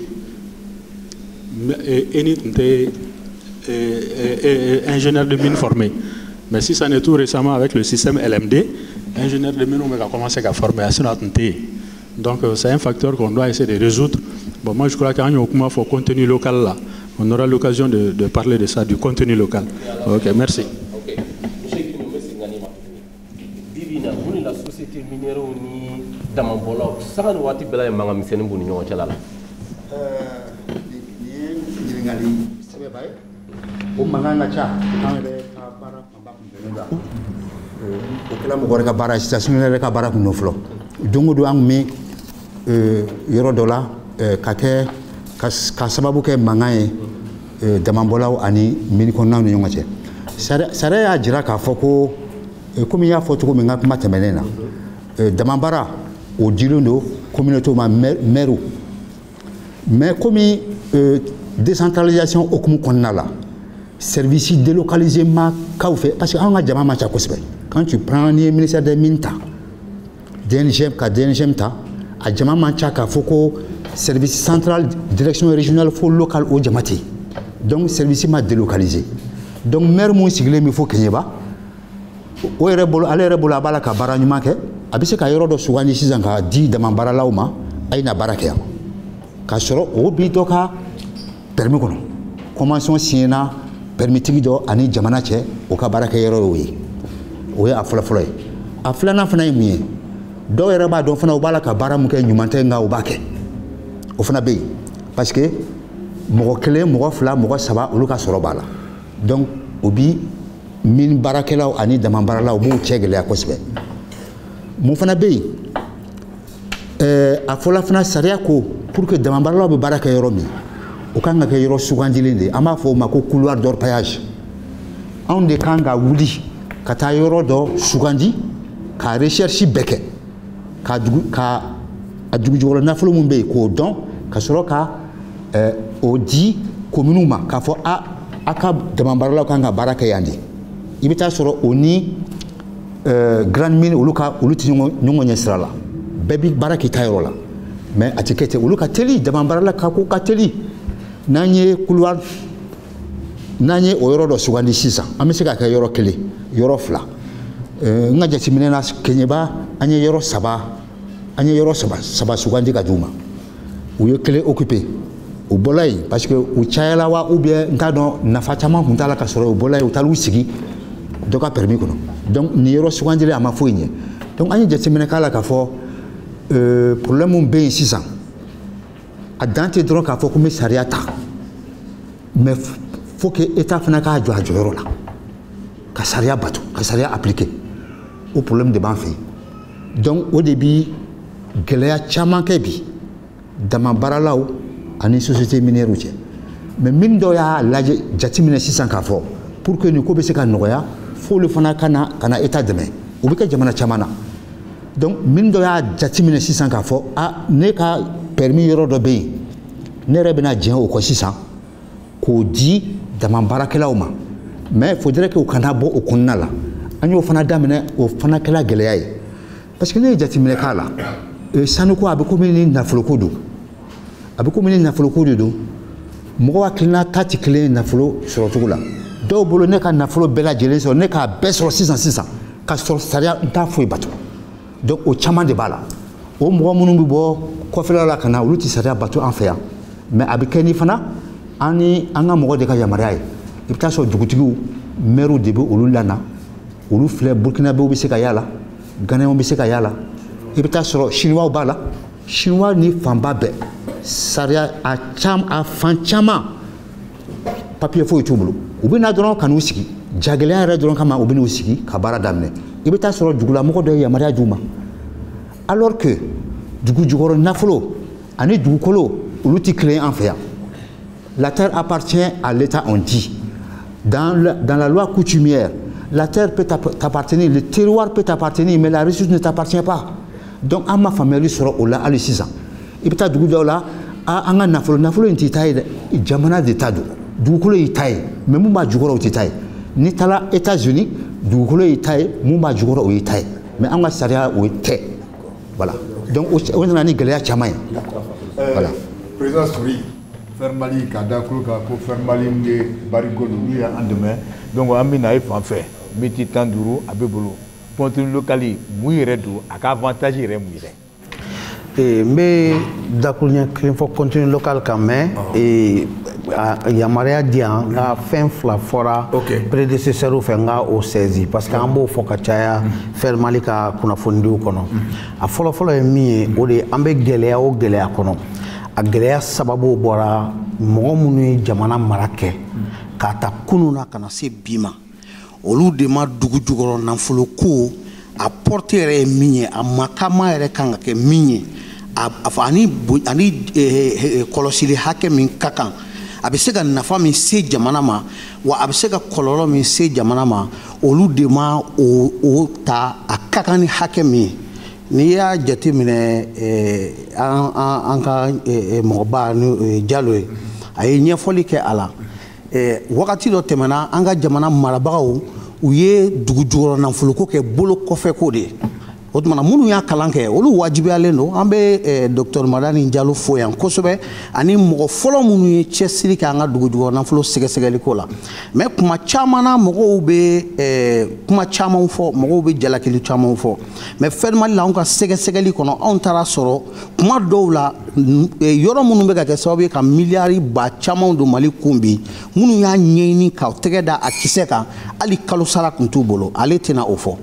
u tun bɛ gɛlɛya suguya bɛɛ de kɔnɔna la wa hali bi jamana ma a la kodɔn o ye donc an bɛ profiter k'a ɲini jamana fɛ mɔgɔ kɔrɔ minnu ye cɛsiri k'an ka dugu jukɔrɔ nafa bɔli la o tuma na jamana k'a ɲini k'u lakodɔn ka bonyamasegin kɛrɛnkɛrɛnnen k'o ye parce que bi ne y'an bɛ siɲɛ t'a la dugu jukɔrɔ nafolo nafa kama maa dɔw de ye sɛgɛn kɛ o de y'an se yan mais k'a jira k'a fɔ dɔrɔn k'a ta kunun na ka na se bi ma an ka jamana marabagaw u m'a dɔn k'a fɔ a fɔ min ma ko ressource stratégique k'a fɔ nin y'an ka sɔrɔ kɛrɛnkɛrɛnnen de ye an kan ka se ka nin kɔlɔsi i n'a fɔ n'i ye nɔnɔkɛnɛ bila ta sanfɛ cogo min o de ye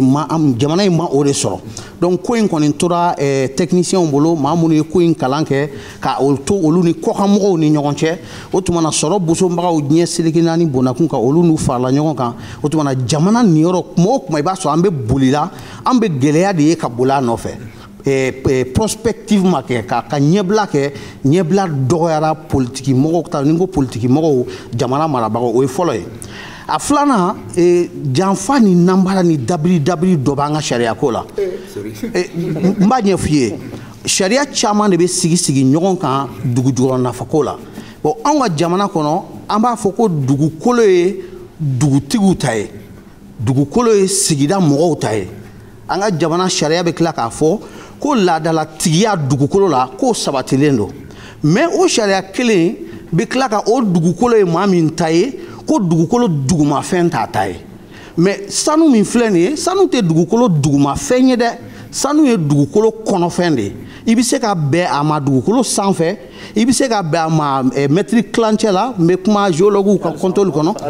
i bɛ se ka a tɔmɔ a sanfɛ i bɛ se ka jama yɛrɛ tɔmɔ a sanfɛ i bɛ se ka bɛn a ma mètre kelen i bɛ se ka bɛn a ma mètre tan i bɛ se k'a sɔrɔ fo donc n'i ko ko dugukolo ye mɔgɔ dɔ ta ye jama min bɛ se ka tɔmɔ a sanfɛ walima sanu min bɛ i bɛna gradɛri kɛ ka bɔgɔ cɛ dɔrɔn i bɛ sanu min sɔrɔ k'o tɛ o ta ye hakili la CNT mɔgɔw bɛ yan nin réforme y'an kan ka hakili jagabɔ kɛ min kan parce que nin de bɛ gɛlɛya don anw ka danbe n'an ka laadala faamuya la n'an ka sariyaw la nin sariya filaw bɛ ɲɔgɔn u bɛ gɛlɛya se ɲɔgɔn ma dugukolo y'i ta ye mais a kɔnɔfɛn t'e ta ye saga y'i ta ye mais a furu n'a fɔn n'a biɛnw tɛ e ta ye donc o ye gɛlɛya fɔlɔ ye o de kama kuma bɛ an ka damantigiw ni dugukolotigiw ni jamana bɛ ɲɔgɔn na o bɛ taa kuma la a bɛ lagosi se jamana ma parce que jamana bɛ sɛbɛn di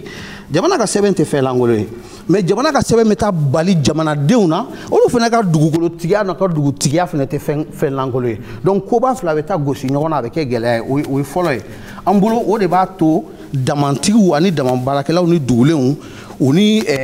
miniw bɛ kɛ ɲɔgɔn na mais yɔrɔ dɔ fana bɛ yen o fana ka sɛgɛsɛgɛ k'a lajɛ o de ye jumɛn ye i ye an ka permis ta k'a lajɛ kɛmɛ sara la n tɛna hakɛ fɔ a la mais permis sɔbɛlama Mali kɔnɔ ko n'i i ma yafa min ma ko n'i ma sɔn nɔgɔya kɛ min ye k'a jɔlen bɛ to a sen kan o man ca parce que sariya min bɛ yen n'i y'a jateminɛ pour que ka permis sɔrɔ i kan ka tɛmɛ sira minnu fɛ ni i ma tɛmɛ olu fɛ yalama fɛn min b'e bolo permis don wa titre de propriété b'e bolo fɛn dɔ kan fɛn tigiya sɛbɛn b'e bolo fɛn dɔ kan mais a y'a yira k'a fɔ sigida mɔgɔw kabini tuma min na i bɛna sɛgɛsɛgɛli kɛ o kan k'a dɔn i bɛna sɛgɛsɛgɛli kɛ mun de kan u ka dugukolo la o kunnafoni ma d'u ma i nana tuguni ka na sɛgɛsɛgɛli kɛ jaabi min bɔra sɛgɛsɛgɛli la o kunnafoni ma di u ma bon fɛn belebeleba fila bɛ yen i tɛ se ka dugukolo jukɔrɔ nafolo tɔnɔbɔli sɔrɔ n'o sɛbɛnba fila t'i bolo o ye jumɛn ye sigida lakanali koɲɛw o kɔlɔsili bɛ cogo di o sɛbɛn in tɛ sabati sariya kɔnɔ f'a k'a sɔrɔ a kɛra sigida min na o mɔgɔw sen donna sɛgɛsɛgɛli la u bɔra jaabi kalama wa wagati dir'u ma u ka se k'a fɔ k'an sɔnna an ma sɔn wa gɛlɛya minnu fana bɛna se sigida ma bawo adamadenya baara foyi tɛ taa gɛlɛya kɔ gɛlɛya ninnu a bɛ fɔ min ma ko mesure d'atténuation ou mesure de compensation n bɛna kɛ sababu ye ka aw ka nin yiriju hakɛ in tigɛ diden minnu bɛ o yɔrɔ in na olu bɛ wuli ka bɔ yen olu tun bɛ di min di aw tun b'o de di aw ka mɔgɔw ma o bɛ kɛ sababu ye ka kɛnɛya la sabati mais an bɛna o didenw gɛn ka bɔ yen an bɛna aw ka tigiɲɛsow datugu an bɛna aw ka kɔɲinɛw n'a ka waraninw gɛn ka bɔ kungo kɔnɔ o sogo min tun bɛ dun aw fɛ an b'o kunfalen kɛ nin ko in de ye bon fo jɛn ka kɛ n'o ye ko tiɲɛ na kɔlɔlɔ min bɛ s'an ma ani nafa min bɛ n'ale nafa in kama an bɛ sɔn ka kɔlɔlɔ in ta bon ni olu kumaw ma kɛ i ka évaluation d'impact environnemental et social jɔsen t'a kɔrɔ bon o fana tɛmɛnen kɔfɛ u b'a fɔ ko yiriwali gafe n'o ye plan de développement communautaire ye n'o ye bolodali ye yiriwali koɲɛw la ni o t'i bolo i tɛ minba sɛbɛn sɔrɔ ka baara kɛ mais i tɛ se ka mɔgɔ ka yiriwa boloda a tigi kɔfɛ kun tɛ se ka da kuntigi kɔ donc n'i y'a jateminɛ yiriwali sɛbɛn minnu bɛ an ka miniw na Fermali ye sɛgɛsɛgɛli kɛ commune o commune bɛ ni mine b'a kɔnɔ a commune kelen tɛ yen ni sɛbɛn ninnu bɛ min bolo minnu b'u ka dugu kɔnɔ u masakɛlama min dɔ yɛrɛ tigiw ko k'olu ka yɔrɔ in na ko jamana wɛrɛ sariya de bɛ boli o yɔrɔ in na yen minitigi dɔ yɛrɛ ja gɛlɛya ko fɔ donc a ka kan komi nin occasion ye nin occasion ɲɔgɔn man ca an bɛ an ka ɲɛmɔgɔw fo kosɛbɛ an bɛ Gindo fo kɛrɛnkɛrɛnnenya la ministère tɔgɔ la an bɛ CNT mɔgɔ min bɛ yan Seydou Badini an b'ale fo an bɛ an ka aîné docteur Madani Diallo fo parce que nin bɛ n'a fɔ ko in mɔgɔ bɛɛ bɛ yan wa bɛɛ ka hakilina ye baara in bɛ se ka dilan cogo min kɔlɔlɔw bɛ se ka bɔ a la cogo min an bɛ se ka nafa sɔrɔ donc a bɛ n'a fɔ Mali ye occasion historique de sɔrɔ bɛɛ lajɛlen ka jɛ k'an ka n'an fanga fara ɲɔgɔn kan donc o la tiɲɛ dɔw bɛ olu ka kan ka fɔ donc o de kama kuma caman anw b'a fɔ ko an ka baara kɛ ni sɔnɔgɔyali ye parce que société minière ninnu tɛna permis ta directement i bɛ taa sɔrɔ maa dɔw de ye permis ta ka baara dɔ k'a kan a bɛ sɔn ka yɛlɛma olu bolo kan mais n'i ye Mali permis sɛgɛsɛgɛ kɛmɛ sara la i bɛ permis min sɔrɔ a jɔlen bɛ to a sen fila kan o de kama kuma dɔ la an ka baro dɔ kɔnɔ an b'a fɔ u bɛ to k'a fɔ anw ye ko société minière tɛ sɔn yɛlɛma ka kɛ kow la anw ko société minière seko tɛ yɛlɛma la bawo n'i ko k'i b'a ko gɛlɛya million min bɛ Mali kɔnɔ a bɛɛ bɛ se ka datugu o tɛ laɲini ye dɛ parce que mini minnu bɛ Mali kɔnɔ n'i y'olu datugu bi an bɛ sɔn ka taa ka bɔ kelen to a sigiyɔrɔ in na donc mini ninnu kana datugu Ala k'aw ka baara yiriwa ale bi mais n bɛ fɛ ka sinsin o kan maintenant min ye contenu local ye hakili la ɲininkali kun y'o de ye contenu local ye de anw bɛ a ɲɛfɔ cogoya min na sɔnɔgɔya la o de ye maliyɛnw jɔyɔrɔ bɛ se ka kɛ fɛn o fɛn ye n'o bɛ kɛ sababu ye u ka nafa sɔrɔ dugujukɔrɔ nafa bɔli la k'a ta depuis ɲɛɲini na n'o ye sɛgɛsɛgɛli ye n'o ye recherche ye kabini tuma min na sɛgɛsɛgɛli bɛ na kɛ e bɛ na sɛgɛsɛgɛli k'anw ka dugu la mɔgɔw de bɛ na senni kɛ mɔgɔw de bɛ taga o senni jaabiw sɛgɛsɛgɛ laboratoire la mɔgɔw bɛ anw fɛ yan kabini aw ka jamana yɛrɛ ma lakodɔn Nations Unies fɛ ko jamana don olu bɛ dugujukɔrɔ nafa bɔli ko kɔnɔna la olu yɛrɛ bɛ taa Nations Unies la ka taa kɛ experts ye e bɛ na ni expert dunan dɔw ye ka na baara di olu ma anw ka dugu kɔnɔ k'olu ka na recherche kɛ anw ye olu ka na forage kɛ anw ye anw bolo o yɔrɔ la o ye ko jɛngɛnni ye bon n'i bɔra o fana la hakili jagabɔ minnu bɛ kɛ kabini dossiers monteliw la contenu local b'a kɔnɔ ka kuma la surunya n'i taara exploitation domaine kɔnɔ min ye mini kɔnɔna baara ye anw ka sɛgɛsɛgɛ la ani an kalanbagaw parce que ninnu bɛɛ ye anw kalanbagaw ye baara in kɔnɔ baara min bɛ kɛ mini yɛrɛ kɔnɔ ka dugujukɔrɔ nafa bɔ misaliya sanu na k'a bɔ o ye baara dɔ ye mais sanu bɔtɔ mɔgɔw de bɛ taa yen o mɔgɔ minnu bɛ ta baara la contenu local dɔ y'o ye Djibril Diallo y'a fɔ sisan anw ye minnu ye hali ouvrier u bɔra n'a ye jamana kɔkan ka na n'a ye ouvrier expatrié anw y'a ye yan agent de sécurité ka sɔrɔ spécialiste wɛrɛ foyi t'a a ka gardiennage la o expatriés bɛ Mali kɔnɔ hali bin filɛ ka kuma yɔrɔ min chauffeur pick-up bulldozer ko tɛ dɛ Toyota Hilux chauffeur o expatriés bɛ Mali kɔnɔ bon anw ka nin taxi bolila n'an ka nin sotarama bolila ninnu bɛɛ cɛla a fɔ o bolibaga tɛ sɔrɔ olu la donc anw bolo minnu baarakɛlaw contenu local bɛ yen o bɛɛ de kan ka kɛ maliyɛnw ye o de ye objectif ye maintenant u bɛna fɔ an ye ko baara dɔw bɛ yen ko o dɔnbaga tɛ maliyɛnw na o ye tiɲɛ ye ni baara min bɛ yen k'o dɔnbaga tɛ maliyɛnw na sariya y'o ɲɛsigi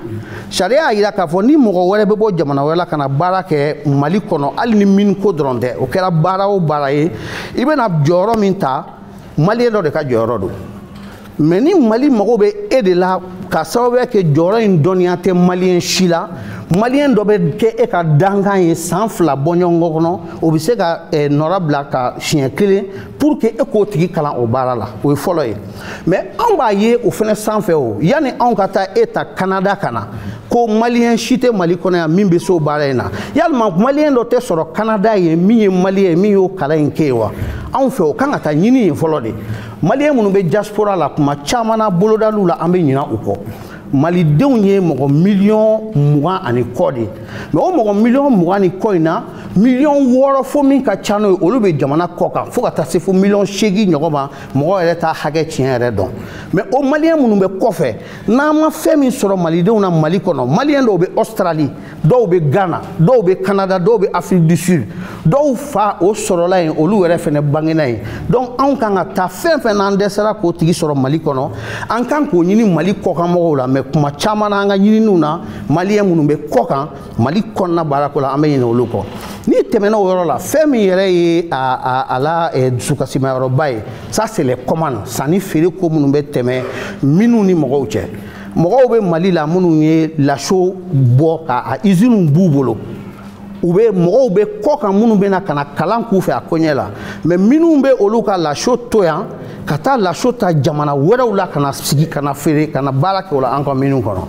o fana tɛmɛlen kɔfɛ mɔgɔw bɛ yen i bɛ taa sɔrɔ produit dɔw b'u bolo a stock kelen yɛrɛ bɛ Mali kɔnɔ yan et puis ka fara o kan tuguni représentation de b'u bolo société min bɛ fɛn minɛn in dilan u ka représentant bɛ Mali la yan mais min dɔw b'o maliyɛnw to yan ka miliyɔn kɛmɛ caman ni miliyari caman commande ta ka t'o di o société kelen jamana wɛrɛ la ka taga o minɛn kelen commande kɛ olu fɛ ka na o baara kɛ o la an ka min kɔnɔ ka Mali opérateur économique to yen min dɔ de la k'a ɲɔgɔnna kɛ maliyɛn min bɛ yan ko k'u bɛ o ka minɛn ɲɔgɔn san Fransikaw kuma sɔn k'a feere Fransikaw ko nin minɛn min filɛ nin bɛ Mali la aw fɛ yen wa a bɛ mɔgɔ min bolo anw ka lasigiden don société minière mɔgɔw y'u cɛsiri ka taa Burkina ka taa minɛn kelen san Burkina bɛw fɛ ka na baara k'a la yan ka maliyɛn sigilen to yan a n'a ka minɛn donc anw bolo contenu local la fɛn min ye société kɔnɔ mɔgɔ minnu bɛ baara kɛ u bɛ ɲɔ dun u bɛ malo dun u bɛ sogo de dun u bɛ sɛ dun u bɛ jɛgɛ dun ni nin bɛɛ lajɛlen sanna maliyɛnw bolo o de la Mali sanu tun bɛ se ka yelen kun maliyɛnw ye donc anw bolo contenu local fɛn o fɛn bɛ se ka kɛ sababu ye exploitation minière kɔnɔna la ani a kɛrɛfɛ baaraw la maliyɛn dɔ ka nafa sɔrɔ parce que maliyɛn dɔ ka nafa o de ye an ka nafa ye o de bɛ to an bolo miiri kan ka kɛ hakili jagabɔ kan ka kɛ pour que maliyɛnw ko o nafa sɔrɔ u bɛ fɔ an ye kuma dɔ la ko min kɔnɔna ko a commande ka nafolo hakɛ ka ca ko a hakɛ se tɛ maliyɛnw ye anw ye sɛgɛsɛgɛli ka sɔrɔ jɔsen t'o kuma fana kɔrɔ parce que anw y'a ye ni mɔgɔ o mɔgɔ n'i ye contrat sɔrɔ banques bɛ Mali kɔnɔ ani Mali kɔ kan olu tɛ ka foyi kɔnɔ fo contrat ɲumantigi ni mago bɛ miliyari 1000 na o b'a ta k'a d'i ma donc kuma dɔ la u b'a fɔ ko dɔw bɛ minnu kɔnɔ k'o seko n'o dɔnko tɛ anw ka opérateur miniers n'an ka opérateur économiques la an y'u nkalontigiya o fana la parce que n ye misaliya dɔ d'u ma an ka barow la n ko n'i ye maison blanche sécurité di ne ma bi ne tɛ sécurité dɔnbaga ye mais diɲɛ bɛ yɔrɔ min na bi foyi tɛ ma dɔrɔn n ka téléphone kɔnɔ k'a fɔ ko maison de blanche sécurité bɛ ne bolo jɔnni bɛ se ka baara in kɛ donc ni ne bɛ mɔgɔ sɔrɔ min bɛ se ka baara in kɛ mais nafa min b'o la u bɛna fɔ ko hali bi k'a dira kɔkanmɔgɔ ma nafa min b'o la kɔkanmɔgɔ bɛ kɛ ne ka baarakɛden de ye o la nafa fanba bɛ to ne bolo mais a bɛ ka kɛ cogo min na bi o de ye anw ka société minière nafolo fanba 100 sara la 70 bɔɲɔnko a bɛ taa fo CFA wari miliyari 1,700 fo miliyari 2,000 la o de bɛ taa ka anw dan san o san mɔgɔ dɔw sigilen bɛ retraité dɔ bɛ Irlande société b'o bolo o b'i sigilen to Irlande k'a sɔrɔ anw ka maliyɛn dɔ bɛ société b'o bolo o bɛ se ka baara min kɛ Irlandais dɔ b'o marché minɛ k'o baara kɛ ka nin bololasɔn a fa jamana sanu na o tuma na ale b'o nafa ta k'i sigi o de kama Fer Mali bolo pour que an ka sanu ka se ka yelen kun malidenw ye fura min b'a la o de ye fɛn o fɛn ni société minière mago bɛ se a ma a bɛɛ lajɛlen ka fɔ an ye kɛnɛ kan ka kɔ a kuma ɲɛ o tuma na u ka commandes fɛnɛ transparence ka k'a kan n b'o fɔ ka bɔ kuma la commande min bɛ kɛ société minière la bi fɛn datugunen de don maa si t'a a ko ɲɛdɔn a kɛlen i b'a fɔ ko suyatɔ fitinin de bɛ ta dɔrɔn ka maliyɛn dɔw da mun o la olu fɛnɛ tɛ fɛ an ka contenu local ko kuma fɔ parce que miliyari 5 miliyari 10 kɛra k'olu da mun mais anw bɛ min fɔ anw ta in tɛ miliyari 1 ko kuma ye miliyari 5 ko kuma tɛ anw bɛ miliyari 2,000 a dɔgɔyalen o ye anw bɛ k'o de ɲini san kɔnɔ donc i ka miliyari 5 dun i ka anw to an ka faso kɛlɛ la anw bɛ fɛɛrɛ kɛ cogo bɛɛ la pour que société minière n'u mago bɛ bigi la n'u mago bɛ papier la n'u mago bɛ nɔnɔmugu la u k'a san maliyɛnw de bolo n'u mago bɛ laso la u k'a san maliyɛnw de bolo n'u bɛna forage sen u k'a sen maliyɛnw de bolo donc o de ye anw ka faamuya ye contenu local ko la. Oui, non, on va la il peut ajouter. C'est la même question. C'est-à-dire pour que la mine sigui une grande mine ou une petite mine, d'abord il faut faire l'étude d'impact environnemental et social. Nimo qui est normalement permis d'exploitation. Oui, Nimo qui est permis d'exploitation, c'est DIMA. L'étude d'impact environnemental et social, ça veut dire quoi? n'a fɔ sori bɔra k'a fɔ cogo min na c'est-à-dire minitigi bɛna ɲɛfɔ n'a bɛna mine exploiter a ka gɛlɛya min bɛ se sigida ma solution minnu b'a la a bɛn'o expliquer ani environnementalistes bɛ expliquer donc maintenant c'est une étude qui est obligatoire pour avoir le permis d'exploitation de petites mines et de grandes mines. Ni bɔra il y a le plan de développement communautaire. Le plan de développement communautaire, souvent, même avant que plan de signer le plan de développement communautaire.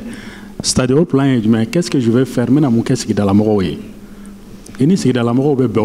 ça aussi au fond il faut un dossier candé. On n'est pas tant de gens là. Donc maintenant, mais ni commune te fait ni c'est dans la mort non coûtera impôt ni taxi dit. Non, c'est pas suffisant. Avant que la mine soit mise en place, il y a une étude de plan de développement communautaire. Est-ce que maintenant ambulance de Sangadouma, est-ce que maintenant Ouassara de Glan, est-ce que maintenant Docteur de Jo, ce plan-là doit accompagner les dossiers pour que ça ait permis d'exploitation de petites mines. Donc maintenant, par rapport au contenu local, le contenu local est mis, ça les mines manadam baradamne du début jusqu'à la fin. Depuis Borobe Tchaïrom, on a fait un dépenser en faveur de Ronala, à forme de contenu local. Gardien Tassarao, Barakalao Tassarao, carburant ou énergie, tout ça, ça rentre dans le contenu local. Une fois, un exemple d'Odi, par rapport à une mine Torofo, ils font à peu près par an 700 000 onces. 700 000 onces, dans notre jargon, c'est à peu près, n'y a converti tonne à 21 tonnes d'or. Maintenant, n'y a valeur ta. Parce que, souvent, nos contrats ont été signés dans les années 92, 95. L'once était à $1000. Mais bien, l'once souvent a dépassé souvent même $2000. Est-ce qu'il faut aller toujours avec le même contrat? Mais pourtant, ni prix d'un gigna à $200, le propriétaire de la mine ne va pas hésiter à fermer. Hein. Maintenant, augmentera, il ne parle pas. Donc, c'est à l'État de mettre en place un service de suivi. Parce qu'en effet, il y en a à l'État. Maintenant, gigna, il commence à licencier les personnels. C'est plus rentable. Mais pourtant, ça peut aller à $8,000 l'once, $2,000 l'once, mais la société ne disait rien. Je parle d'un cas, le président du Congo à l'époque, Lissouba, quand le prix du baril était à $20 depuis les années 70. À un moment, le prix du baril était à $160. Mais quand il a demandé à Elf d'ajouter $20, mais ça lui a coûté un coup d'État. Donc c'est pour dire que nos États, nos responsables, nos dirigeants doivent faire des enquêtes par rapport à ça. On vient de voir un exemple en Guinée avec le contenu local où l'actuel président de la transition a obligé les sociétés minières, les sociétés minières obligées de respecter le contenu local. Ni cadre wata, ni cadre mtesoro Guinée, ou kata utayrore, mais mi me ka jamana ko avec la kata domana wore mo ta kana no na baraka dans le même domaine.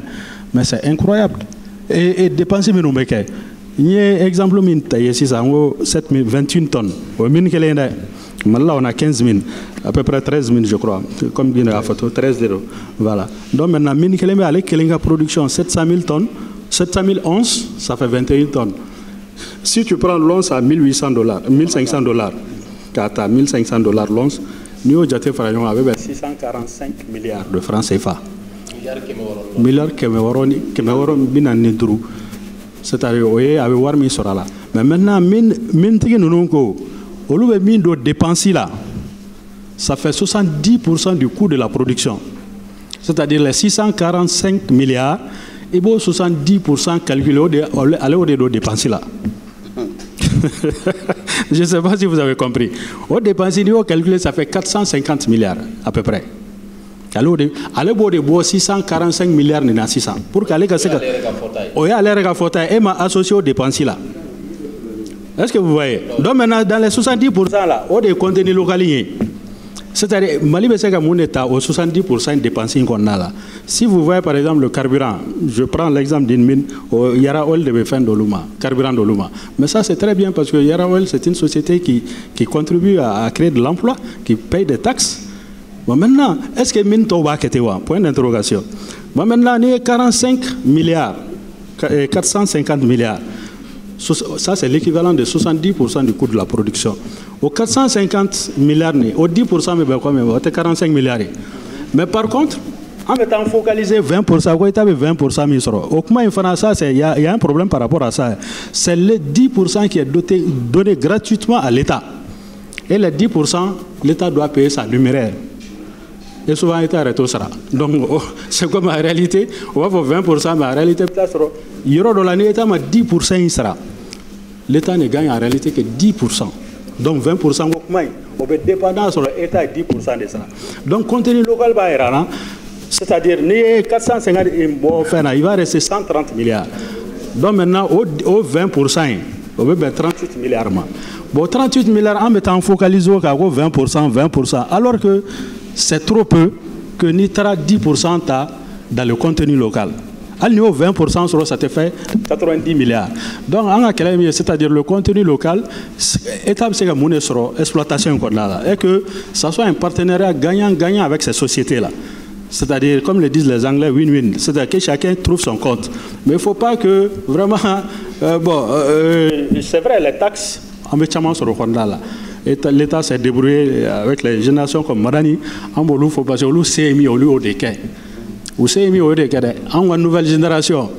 en faisant des mini, au fera Kaziza, au Luga Barataka, au Dobala. Ça, c'est notre devoir. C'est le loup, c'est Kaba. Donc maintenant, on fait des bébilis, on fait un intérêt émis, on fait un beau défense. Au lieu émis, quand on me doit des foraux en 600. Voilà, c'est ce que j'avais ajouté. Docteur, Madame Mefranigali Mikila, est-ce que sanu boli ani carrière boli kololo bala kanyese sigidala mo mawa aywa un frère kololi bala quoi na mo be bara fin ke ani be serende ke be kololo la se doma donc min ko ni carrière ko kololo bala mais mesure beta faire be ke pour que kololo doya pour que ben na famille sorala ou ko chaani ka kololo e nanyata min dorula min dor folo munu dayela la malila ulu dayela la société bawdo di udayela société munu udayela ulu ka règlement ngumbe akara mali o akara mali be min dayela yoro ibe ne règlement de ke peut-être mi se ka ponga nguna jara parce que min folo min ba munu dayela la sajola siama société munu ya dayela ulu nana nuka kololo keleli barawi au kololo aux décisions au no font réclamer que mali loi donc kololo bala mais mesure tara pour que kololo doya c'est ça maintenant baraf kelman bayro e mi président Traoré mi faut mali de ka don ibe mu fait parce que mali kono société kacha société bebe barake société bébé kololo la se balima ni be barake ni be charbon de bo ibe iri de teke kajini donc bébé kololo la se mais état sento chila société minière ka problème yi c'est que état fana bala donc na société kololo mi la se état de kololo la se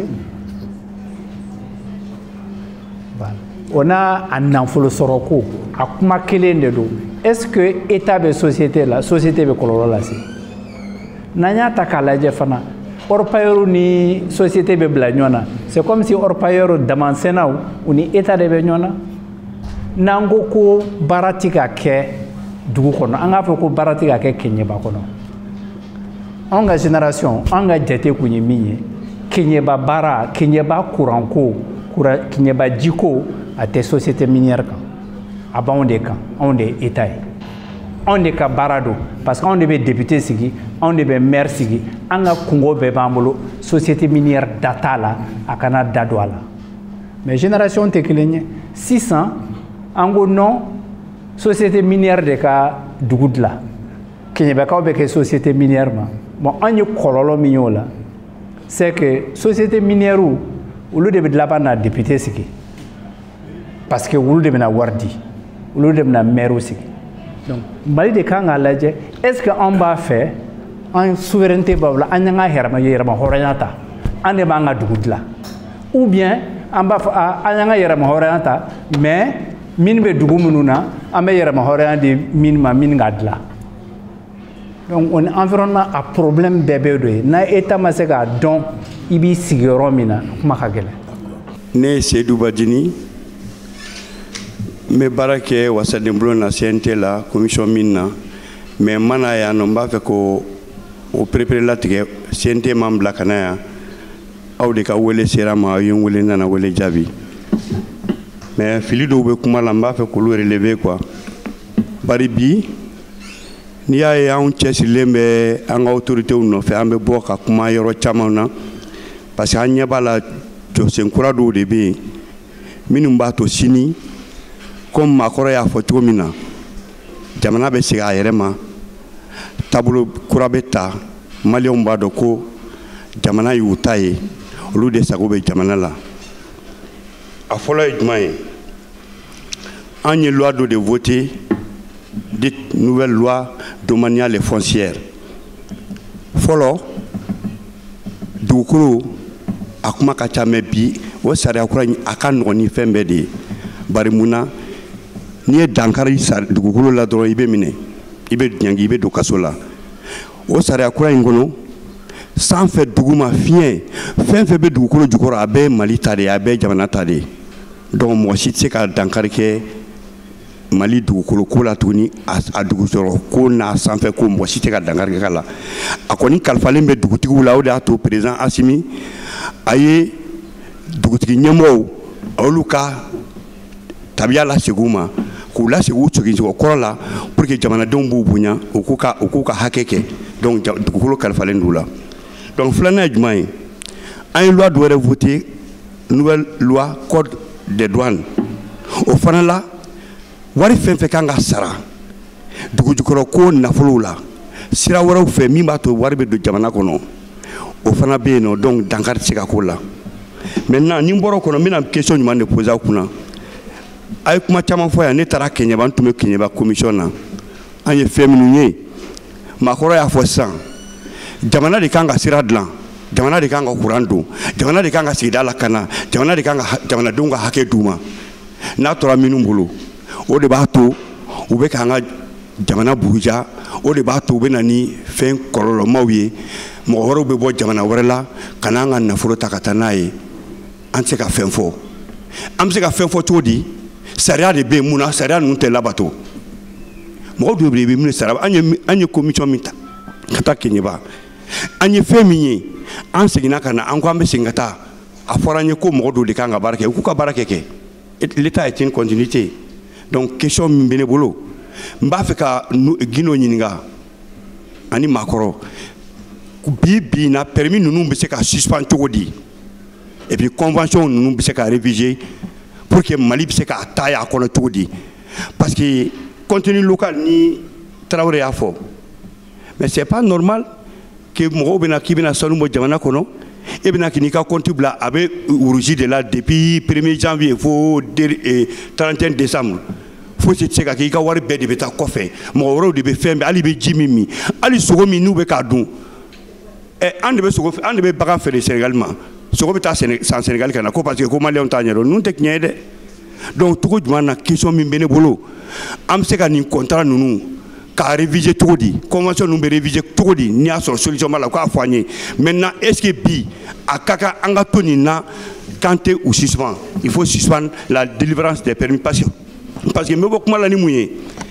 ko ni permis ni i b'a fɛ ka sanu bɔ i bɛ recherche kɛ ka exploration kɛ ka exploiter mais ni permis de recherche dira dɔrɔn sinon ninnu bɛ na u bɛ taa fɛnw san ka na sanu bɔli daminɛlen o ye jɔn de bɛ k'u yamaruya o la aw k'an jaabi o fana la hakɛto bɛ n la salamamadu. Salamu alaikum. N balimaw n b'aw fo ka waleɲuman dɔn ka forum fo question fila bɛ ne bolo n bɛ fɛ ka kelen poser docteur kun k'a ka exposé là vraiment je vous sais salutaire ani Guindo vraiment ka tila ka an ka mɔgɔ tɔw bɛɛ lajɛlen fo docteur ko Mali ye recherche minnu kɛ an ka recherche fanba la Mali ma pétrole sɔrɔ a ka recherche bɛɛ kɔnɔ nafa bɛ minnu na pour que ka se ka jamana in bɔ. Le Mali a 133 faits géologiques dont 25 seulement ont été exploités. Mali papier kɛmɛ ani 33 de bɛ Mali dugu jukɔrɔ fɛn kibaruya la 25 dɔrɔn de traitera Mali ka hɛrɛ kama bi an bɛ kɔlɔlɔ min kɔnɔ kama o 25 kama sur les 1 241 328 km², 80% est couvert d'hydrocarbures. 1. Hydrocarbures bɛ Mali yɔrɔ jumɛn? 8e, 7e, 6e, 2e, première région du Mali. Taoudeni, Lulimaden, Temasna, Gao, Koulikoro, pour ne pas citer Erkadjan, Kairala, Kafo, Femme, Mali, qu'on a donné. Lettre d'Obora Franci, le 23 septembre 1957. Français, Mounier, Mali, et recherche au Konon. Et recherche là, Gypse, 3 millions de tonnes de réserves. Mirabelite, 198 millions de tonnes de réserves. Globérite, 366 millions de tonnes. Charbon, 45 millions de tonnes. Fer, 500 millions de tonnes. Manganèse, 3,5 millions de tonnes. Phosphate, 2 millions de tonnes. Sel gemme, 53 millions de tonnes. Des indices sérieux existent concernant le diamant, le platine, le cuivre, le nickel, l'or, lithium, l'uranium, le zinc, le tin, le plomb et le pétrole. 57. Français a la loi votée pour annexer le Mali au vu et au regard de la faiblesse de la politique malienne. Fait Mimbe Djamana Ngono a été franchi fait. Ni 3e guerre mondiale be wuli nya kono ala ka na ci nya Mali be ka sababu yi. Les terres rares abe Mali kono 18 qualités de terres rares Taoudeni 8e région. Erka Djan comme mo chama kumana mbe danya ka ira lo ka fo Mali la halaya bila jele mambulo fem be Mali kona. D'accord, donc assalamu alaikum. Bon, né Aliou Traoré, je suis ingénieur électromécanicien. Bon, né Barake Mine Sabala. Approvisionnement précisément. Bon, né benga comment axer un peu vers la solution. Voilà. Moi je veux très rapidement en loi sur le contenu local ni anga ata. Donc on ne veut ni malien fait. Nanya ta sans que les angans ganga la jami mina boala. Sans que les qu'on a bien na famille nasi. Malien bebenaye parce que ne barake mine kono mine saba approvisionnement na ne ba do minimum mine brassé à peu près combien de milliards par mois en moyenne a donné au beneboulou à information bébé boulot ou ba benyoda wane rap boulot ba barala donc au kama ne ba nyini vraiment malien ka franyon en solution de care aux solutions yemouye en charia inta ne bodo nyini befe am se ka minke ango ke charia ngata am be fero fere tike am be avocat franyon ka am be consultant sugu nyini pour nga charia inta ngata voilà ne bodo nyini mo fait o des solutions malik problème na bi. Merci beaucoup aux panélistes. Vraiment, il y a invité où il y a information Tchamandama, surtout le doyen Diallo que je salue bien,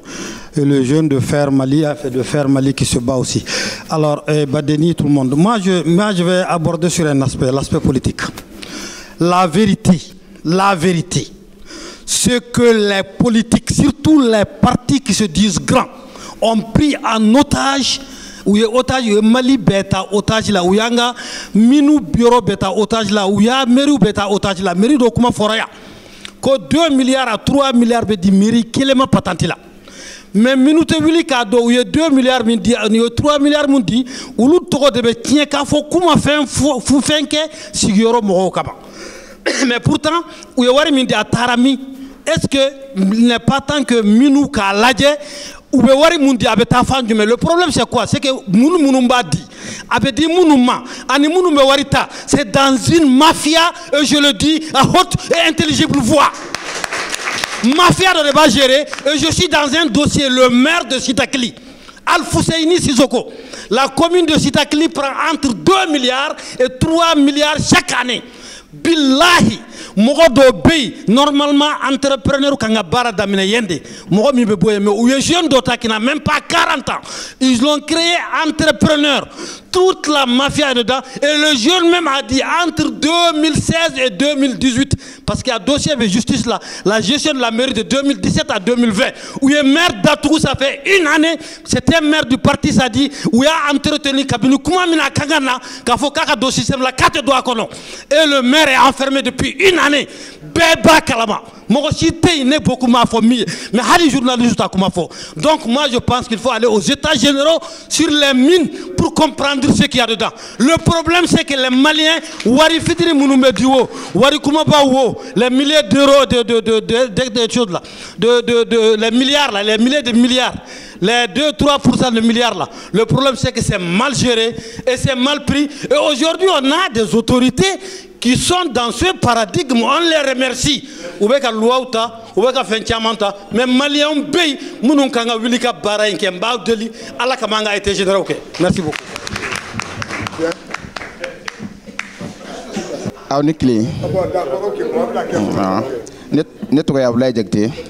m'a fɛ ka kuma Gindo ka yɔrɔ dɔ kan quoi mini mɔgɔw ani damabaarakɛlaw ni ɲɔgɔn cɛ n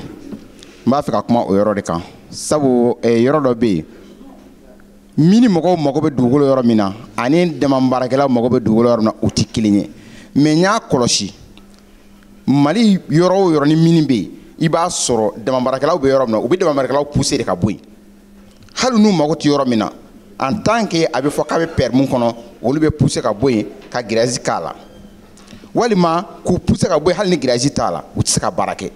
k'a sɔrɔ olu mago bɛ dugukolo yɔrɔ min na ani minnu bololabaarakɛlaw mago bɛ dugukolo yɔrɔ min na u tɛ kelen ye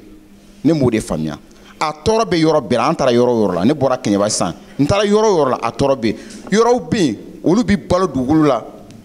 u sigira damabara in de kan a dugu sigira damabara in de kan so ɲuman fɛn fɛn b'u ka jamana ka damabara de y'a jɔ Kɛɲɛba jamana kan n'i y'a jate ni Kɛɲɛba jamana so ɲuman compter n'i ye 10 compter i b'a sɔrɔ 8 ye damabaralaw ka so jɔlen de ye mini mɔgɔw ka so jɔlen t'a la dɛ parce que mini baarakɛla sara tɛ se ka so ɲuman jɔ i yɛrɛ ye o a ka dɔgɔn donc n'a fɔra mini de bɛ k'olu pousser k'u b'u ka baarakɛyɔrɔ la n'o ma jate minɛ o fana y'a ta damana kojugu dɔ de ye o ko in ka jugu kosɛbɛ kosɛbɛ komi kuma ka jan n tɛ se k'a fɔ k'an bɛ don a bɛɛ kɔnɔ quoi pour que kuma min bɛ k'a fɔ a kun ka fɔ an faamuyalen don quoi donc n bɛ bɔ kuma kɔnɔ o yɔrɔ la quoi bon n bɛ kuma min tugu la o yɔrɔ la komi o yɔrɔ tun ma di yan n k'a fɔ quoi mais n bɛn'a fɔ quoi Draghi u ye Draghi bɔ baara la ni kun o kun ye a si tɛ kun jɔlen ye i y'a faamuya parce que Draghi k'a bɛ ji nɔgɔ ni samiya sera ji nɔgɔ min bɛ na est-ce que Draghi bɛ se k'o ɲɔgɔnna la ba kɔnɔ galadonnaw bɛ yan baarakɛla caman bɛ yan ji nɔgɔ min bɛ na est-ce que Draghi bɛ se k'o ɲɔgɔnna ladon ba kɔnɔ wa bon o tɛ kelen ye an bɛ yɔrɔnin minɛ komi sisan fɔlɔ Draghi tun ye Draghi 4000 ani Draghi 500 de tun bɛ Mali la i y'a mɛn an ka production tun ye bololabaarakɛlaw ka sanu tun ye 6 tonnes de tun bɛ bɔ an fɛ a 6 tonnes n'i y'a jateminɛ ɲinan u b'a jateminɛ a tununna o mun y'a tunu Draghi bɔra baara la o de y'a tunu u ye Draghi minnu ci ba kɔnɔ ordre t'a la foyi t'a la mɔgɔw bɛ wuli dɔrɔn ka taa Draghi ci ni marteau ni fɛnw ye faso nafolo de don ka taa marteau kɛ k'a ci ba kɔnɔ k'a tiɲɛ k'a bila k'a sɔrɔ n'i y'a sigi k'a lajɛ Draghi tɛ kɔlɔlɔ tɛ Draghi la fiyewu i y'a mɛn wa dɔ ka kuma taara dɔrɔn ka baara kɛ n'o de ne kɔni bɛ min fɔ dɔrɔn baaraw ka bila sen kan k'a bila ordre la dɔrɔn jamana in ka hɛrɛ sɔrɔ a banna. Bɛ n ka foli bɛ lase u bɛɛ ma Umar Cheikhna Traoré colonel major à la retraite ne ye avion bula de a kɔrɔ de ne ye aviateur de taale retraite là j'ai société créée je suis rentré dans les mines depuis 2018 mɔgɔ n'i bɛ don fɛn na i b'a essayer k'a faamuya n y'a ɲini k'a faamuya les différents codes miniers tout k'a faamuya k'a ye ka permis sɔrɔ k'an ka sɔrɔ sira min fɛ créer la société payer tous les droits commencer les recherches tout mais j'ai eu des difficultés certes o tɛ yan yɔrɔ ye mais n ka ɲininkali ye kelen dɔrɔn de vraiment si c'est des mines ba structure bɛɛ dɔn a bɛ se Fermadi président ma a ka kuma wokun bɛɛ la l'État ne peut pas tout faire. Il y a une structure qui est là qui doit être le policier des miniers kata orpailleur kata couloir là kata permis là jusqu'aux grandes mines qui s'appelle la chambre des mines qui doit jouer sa partition ne bɛ président de Fermadi ɲininka aw ye mun de kɛ par rapport à la mission de la chambre des mines parce que n'a y'a jɛngɛ k'a lajɛ ne ka yeli la dɛ problème caman bɛ yen ka ta orpailleur la fo kana se fɛn ma a problème a ma se ka résoudre parce que chambre de mine t'a ka partition jouer normalement ni permis dir'i ma permis mana d'i ma chambre de mine est ampliatrice de permis ale de kan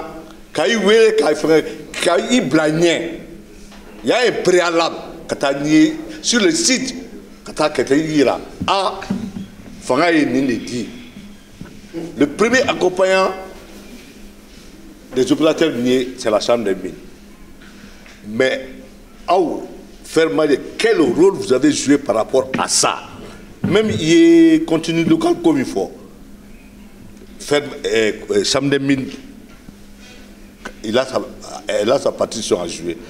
merci bien. Merci beaucoup. Voilà. Donc, voilà. Question Jabi. Oye honorable Badini Kakuma.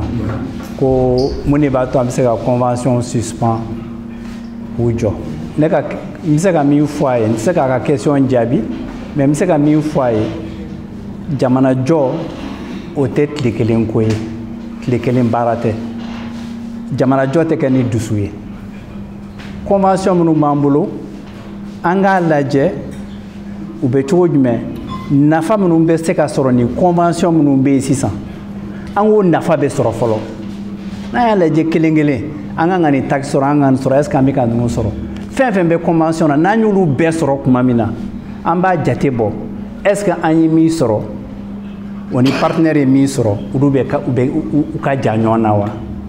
est ce que an ye min sɔrɔ an kan ka n'o ye wa n'an man kan n'a ye am se kan sigi o kuma na k'a fɔ ko convention minnu kɛra a damandana mais convention bɛ yen an t'a dɔn bi bi in na n'a da ka d'an na n'a damandana an k'a lajɛ an ka sɔrɔ min b'a la n'a da ka d'an na an bɛ continuer n'a ye n'a damandana an bɛ se k'an sigi k'a fɔ ko bon ni o damandi anw na an b'a fɛ yɛlɛma ka don o la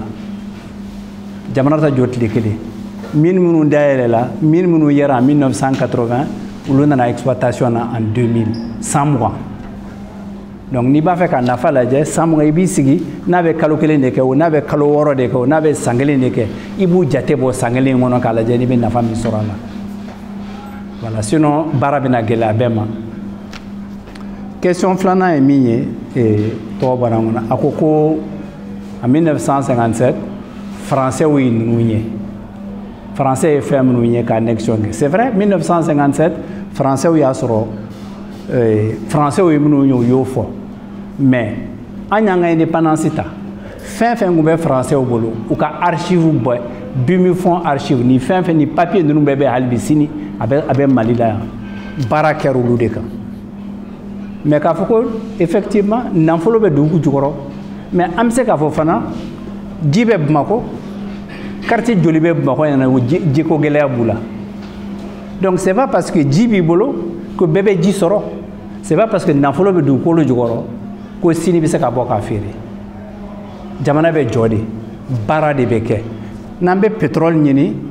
an ka pétrole ɲini an k'a fɔ kɛ forage fɔlɔ kɛra 69 70 Russie y'o kɛ 100 ans o kɔfɛ français ye forage fila kɛ 105 au kɔfɛ américain ye forage kelen kɛ 1985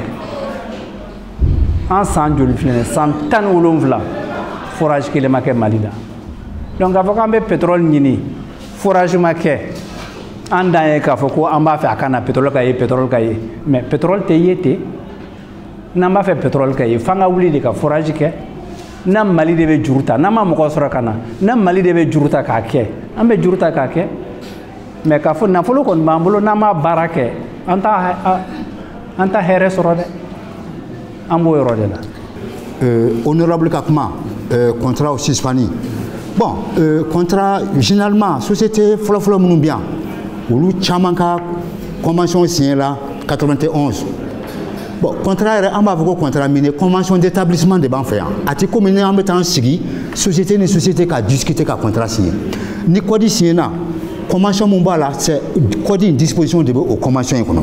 ni code yɛlɛmana fana convention disposition in yɛlɛma ka k'o ye donc code joli b'an fɛ yan 70 91, 99, 2012, 2019. Donc, nous avons une belle disposition de vie. Donc, on a une belle disposition. Mais où la RDC a voulu le faire. Le nouveau président, non, mais il a commencé à Yadabla parce que ça crée un problème. Je crois que c'est la solution la plus sage en a tout au corps. Nimbolo là, je crois que c'est M. Diallo. Mouye 133 fait ma foi. C'est M. Diallo, Mouye 133. Cissé. D'accord. Je crois que, oui, c'est vrai. Mali territoire Cabo, ça fait 1 241 000 km². Ni degré carré, c'est 133 feuilles. Il faudra qu'il fait que la yini ko don ko yamaria don fait mon bokono. Mais ni a andana mwani duruma. Oye musaka na ket we. Feuille clé pour que ka feuille clé cartographique ka nyini ka nyedo ça fait 800 millions de francs CFA. Ça c'était depuis les années 2000. Je crois que c'est plus que tout ça aujourd'hui. Donc, il faudra multiplier le reste par 800 000. Vous allez trouver, par 800 millions, vous allez trouver l'investissement nécessaire pour couvrir vraiment toutes ces feuilles, le restant de ces feuilles. Laissez-moi finir. Vous avez parlé également, le pétrole existe, je crois qu'il faut éviter, au comment façon à folie d'abla. Kafoko ni meni rola. À la DNGM, Madame Nimbe, Olé Sambi Sabaka Kacha. Mwokoroba Udo. Où il fait une dame kaba dame faut qu'attacher au retraitement. En main il réfléchit jamais qu'à faire ni meni rola.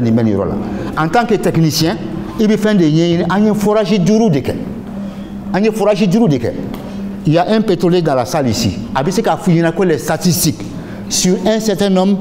de kilomètres carrés. Une statistique, il faut un certain nombre de forages. Où il y a forage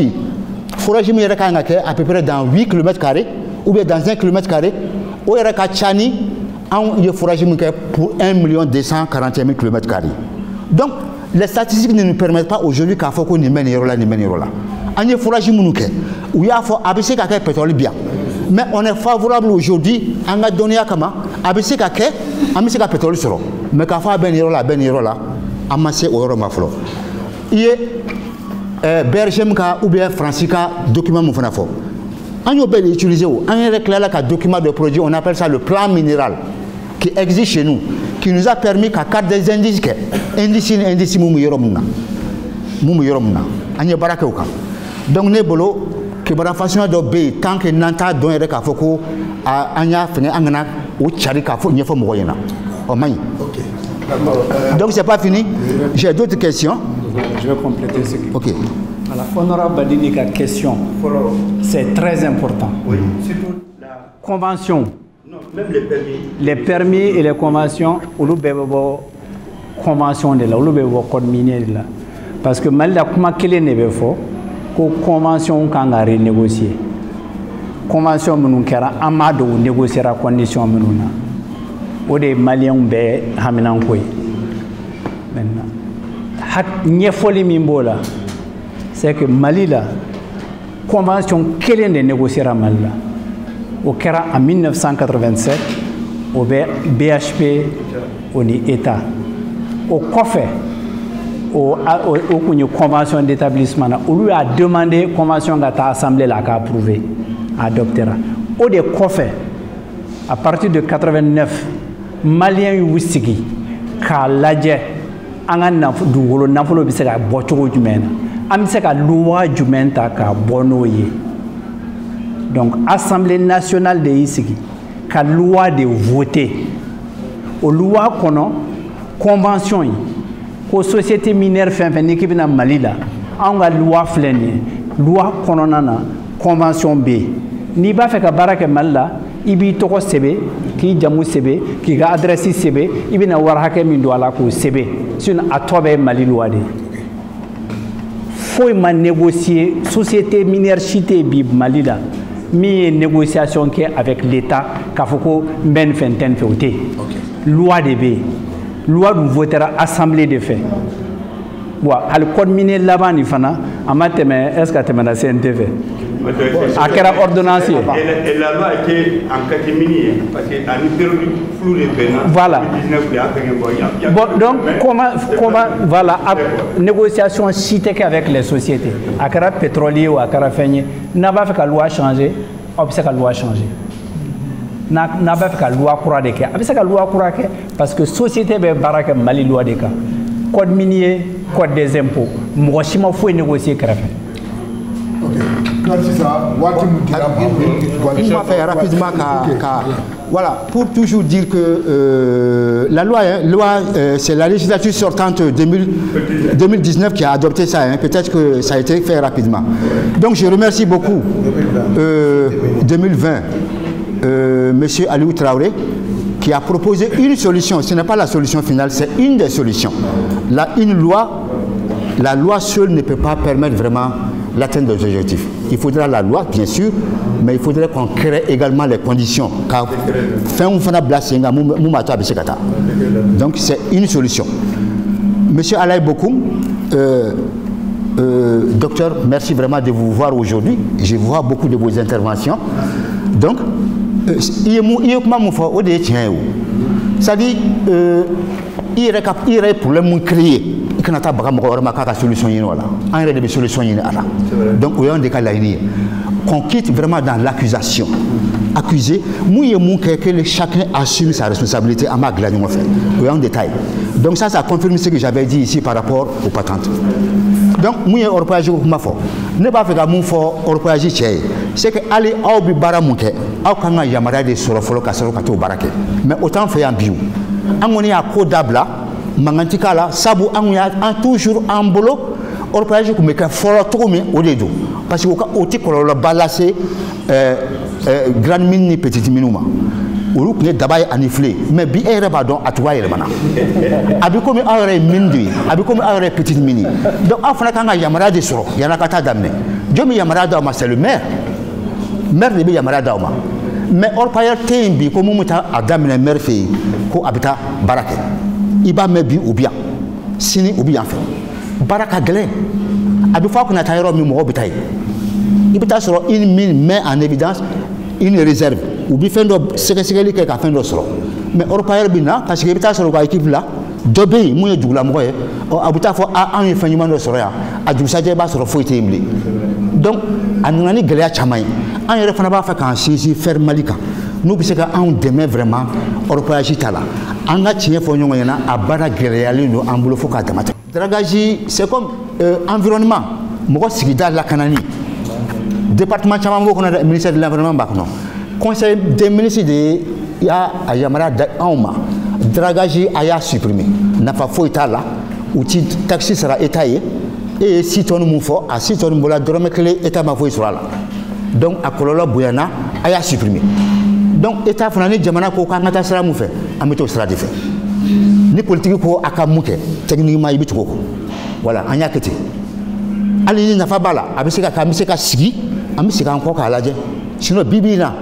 jamana de koko ka ketan. Donc anya kete. Est-ce que l'État a fait un point de la situation? C'est-à-dire, qu'est-ce qui a marché, qu'est-ce qui n'a pas marché? Il fait des remarques. Oui, ok, il n'y a pas. Moi, maintenant, je vais faire une fois. Jamana Tunganga l'a dit. C'est-à-dire qu'il état généraux dans le secteur minier. C'est qu'il faut que Moune Yana, Moune Magne. Bon, allez, M. Guino Boragami, effectivement, ça a été interdit. Kassoro, nous n'avons pas secteur là, où nous avons Maninga. Où est-ce qu'on dit qu'on dit quoi? Sinon, comment tu m'as fait draguer là, au galouena, ou bien cyanurique est là, ou mercure est là, ou comment on galou comment? C'est vrai, c'est que ça va oui, j'ai une activité dans la vie, mais il me doit des glands gagner. Mais il y a une activité mais plus de 500 000 bacs mais nico.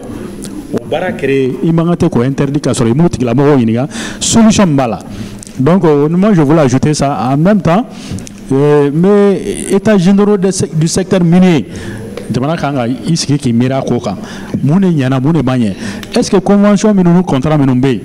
est-ce qu'il n'est pas nécessaire que vous cassez lecture? Qu'est-ce qu'il faut faire? Donc nous voulons encore parce que moi Mali est troisième producteur hors là depuis combien d'années? plus de 20 ans, 30 ans. Même pas 1 gramme de réserve. Côté Jamana Bolo, et oui, étude de Kosani, les 10 pays réserve Bolo Sanouna, Kosanu Marale Bolo. Africain, à pays temps, réserve d'orba Bolo. Après de révéler demanding tout boulot. Ou à Bekamone Bolo.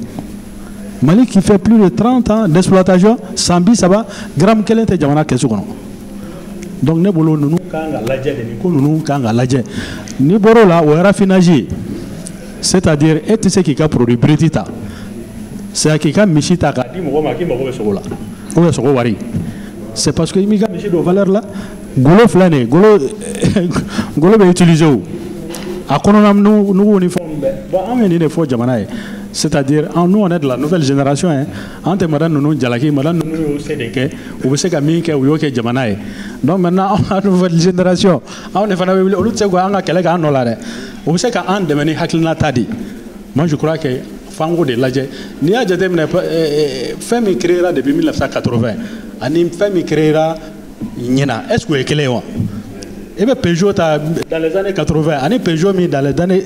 2020. Est-ce que mon plus souvent quel on voit? Mais à idée ben moi idée quelle est là. Ne bololu ka clégué où ils se sont battus et fin zana dofo. Et nere mana datu manager il n'a pas qu'un bolako. O de gars olutai. Minu recherche que olutai mais ni min sigira jamana de 600. Jamana be soro mais minu a recherche que mais souvent c'est des gens qui sont ignorés qui sont dans l'ombre mais politiquement de nana kona min kota il va devenir allez technicien no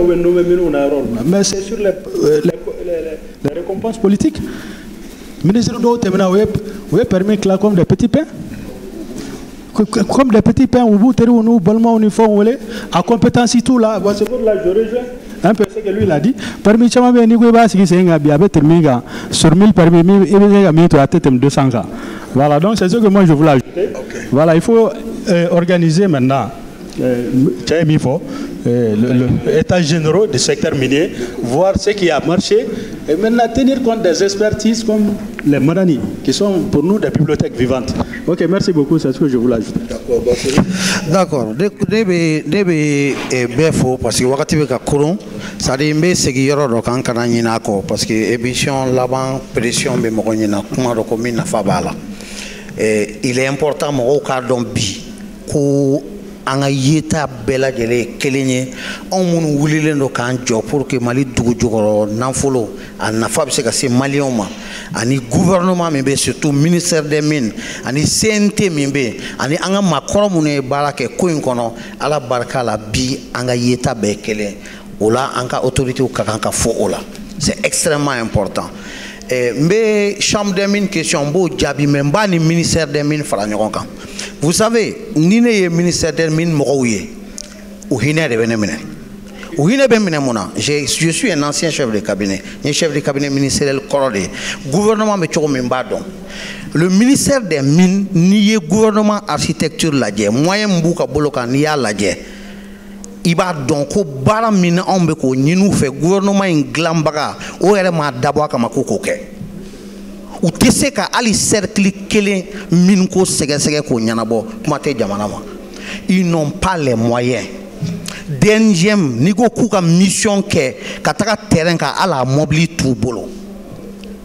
ministère des mines mo kata ko ministre la fou agent là-bas faut na ya soro nous repta daman sen ka sanu fere ka barake sinon moi min bu bolo ate aluka administration balance sebela ma bo kuma te ka se terrain baraka donc ni mo ko bla bala les ma moyen dama ibe munge c'est la même chose pour la chambre des mines ni tara ou beso mi ngoro ni ere tara so inaje doron iba do ko ni mo ko no bala mi faro malabe o kama mais c'est évident donc on ferme dit que là ministère des mines quand que ministère d'état parce qu'en benen do kan ko ale ben na famille là do ni exportation la je ou joro ni PIB la je ou joro ni mais ni Mali commerce fene taka la je mine ko ni mine no kan ko joro ni o tige ka wala commerce be dabla ko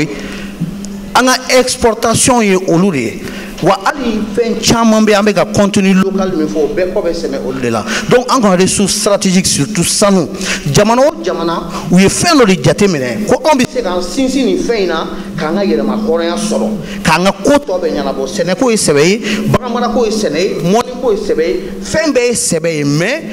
on bi se kan sinsi sanu ko la kan nan folo solo kan bege ay recherche pétrolière mi fort c'est une somme minable de moins de 200 milliards en réalité 200 milliards pour un pays comme le Mali, c'est une somme minable. Mais quand tu regardes les moyens dont disposent nos départements ministériels, le ministère de Sambe, ou bien Solomikate, 3 milliards, 2 milliards. 2 milliards. Ou est Mindo fini, Tege Joshi, fin de son et sans kono. Mindo, minim bella fitini, Mindo Malila. Ou ka carburant d'oron et Kalokono. Ou est 2 milliards et quelques. 2 milliards et quelques. Le carburant de Kaloko. Mindo 6 milliards, 8 milliards, le carburant de Kaloko. Mais le ministère des Mines, il y a un budget. Donc pour moi, c'est-à-dire, les plus hautes autorités, c'est le président. Ni en général, quand on fait Malika, qui est pays minier, on va y avoir des ressources minières ou des ressources stratégiques. Jamana Dobe, Djege Kodron, ou you Koseme, ou la Poka Jamana Bodo. Donc, Minko, les structures kata DNGM, kata département des mines, la chambre des mines, Mimbembi. Le colonel conviendra avec moi qu'en réalité, chambre des mines, par défaut, sinon, chambre des mines, même mon chambre des mines, parce que le gouvernement de la chambre des mines, bureau renouvelé, financier. Gouvernement minga o financer gouvernement de Marseille ka moyen buluka boloka bifanfle yoromina sinon on ya sege ka pression que entre ce faux niveau mima au te chambre des mines mo ka bagné de an kunya militaire mais entre soro ministère des mines ni ministère des financiers. Je parle sous le contrôle du conseiller qui est là. Le ministère des Finances et le ministère des Mines devait tirer Namala pour que Wari Kassoro, au fin de Wari Fitinine, pour que Kassoro, chambre des mines, renouvelé. Il faut Sharia Code de Jamana Koe. Sharia de Foko Jamana de chambre des mines renouvelé li Moussakabo. Et maintenant, Jamana ma chambre des mines renouvelé. Jamana de ba décision ta. Jamana de ba a décliqué que le collège convoqué. Jamana de be wari fenebo. Mais ni Jamana m'a décidé que wari bo ka barake ebe fanga joni jalaki wala ni Jamana inte. On ni le Jamana jalaki ba fait quoi mais on est en guerre. C'est pourquoi faire Mali ka yela en kana solution chama nyini pour le moment. Ka convention kanga négocier fin chama kanga code kanga renouveler ni be ko nyuma mais ni be négociation que attends que tu sois en position de force. Mali be yoro mina bi geleya mimbe adama deuna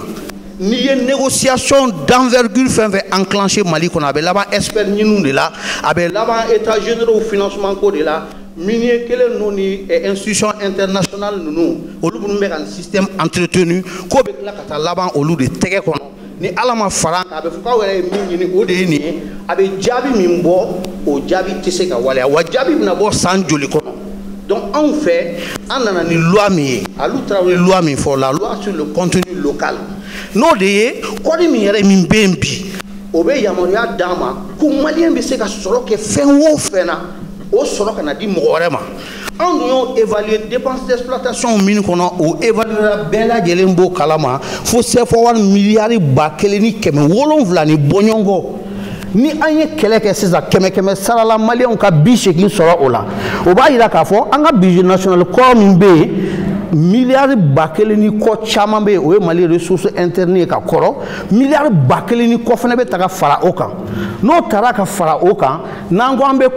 fin négocier o be na soro mali opérateur économique ou be munu be se ka al action sans société minière kuraula donc on bolo proposition solution ka chan manka damne kelena o kele djumé c'est le contenu local beka fara nyogonka anga njija contenu local ka ke loyer anga minu boli nanfolo be boala anga seko nanfolo capter anga économie là donc no kera ambe c'est en kolo be giria pour que ni négociation mena ke aba so ambe négociation ke en position de force. Donc voilà ce que nous proposons en tant que Faire Mali. Tout le reste sont des vérités, c'est des solutions, mais il faut commencer par un point A pour arriver à un point Z qu'on a souhaité, qui est le bonheur du peuple malien. Mais le point A, c'est l'adoption d'une loi pour nous sur le contenu local.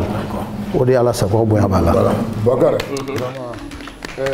kɔrɔfɔ tɛ nin ye donc an y'o de fɔ nin ye an siɲɛ fɔlɔ ye an b'a fɔ ko première édition donc ni ala ma basi kɛ dan wala tɛna da nin ma même an b'a da jamana ko kan ni ko fɔ mago fana b'an na an bɛ se ka déplacer ka taa donc bi ta on remercie les responsables des mines donc vraiment a diyara an ye kosɛbɛ deuxième mission a bɛna kɛ groupe wɛrɛ ni ala ma basi kɛ an bɛna se ka faamuya caman sɔrɔ donc Bakar kuma b'i bolo donc an bɛ sɔrɔ ka kuma cɛ mɔgɔ min tun b'an bolo yan o tun ye docteur Madani Jalo vraiment docteur an b'i fo kosɛbɛ k'i walima dɔn vraiment i nana i ye kuma caman fɔ bɛɛ ye faamuyali sɔrɔ la merci beaucoup n'o tɛmɛna ka bɔ yen mun ye Lansana Gindo ye conseiller ministère des mines vraiment monsieur le conseiller an fana b'i fo k'i walima dɔn merci beaucoup maa sabanan Fermali Sori Ibrahima Traoré an b'i fo merci beaucoup Djibril Diallo géologue vraiment i ni cɛsiri hali a bɛ dɔn ko bi débat kun ka di parce que fini b'i kana taamasiyɛn don quoi ka bɔ ko ouais bon donc n'o tɛmɛna ka bɔ Bakar donc kɔrɔfɔ kɛ mais an ma ɲinɛ ka foli kɛ an balakaw mun nana kɛnɛ kan et puis maintenant madame Kantago Nɛnɛ Jara fédération Taɲɛ an b'i fo merci beaucoup docteur Alaye Bokoum k'i fana fo mun ye Badini k'i fana fo ani Cheikh Umar Traoré k'i fana fo o bɛɛ lajɛlen an kana ɲinɛ mɔgɔ min ye an dɔgɔnɔma tindi ka ɲɛ donc vraiment mun ye Fermali an b'u fo ani Barik Gold an b'a fana fo mun ye Saka Berté k'a fana fo n'o tɛmɛ ka bɔ an ka technicien mun bɛ yan k'o fo mais folikan laban mun b'i bolo an b'a kuncɛ madame Zana kɔni bɛ yen dɛ. Bugule vraiment an bɛ bɛɛ fo an nisɔndiyara kosɛbɛ i y'a fɔ cogoya min na nisɔndiya dan ye suruku bilalen wa yala ye. Siga tɛ nin na. donc vraiment an nisɔndiyara kosɛbɛ donc an bɛ bɛɛ fo ka bɛɛ lajɛlen waleɲuman dɔn donc ni ala sɔnna ma an bɛ ɲɔgɔn sɔrɔ a ɲɔgɔnna wɛrɛ ma.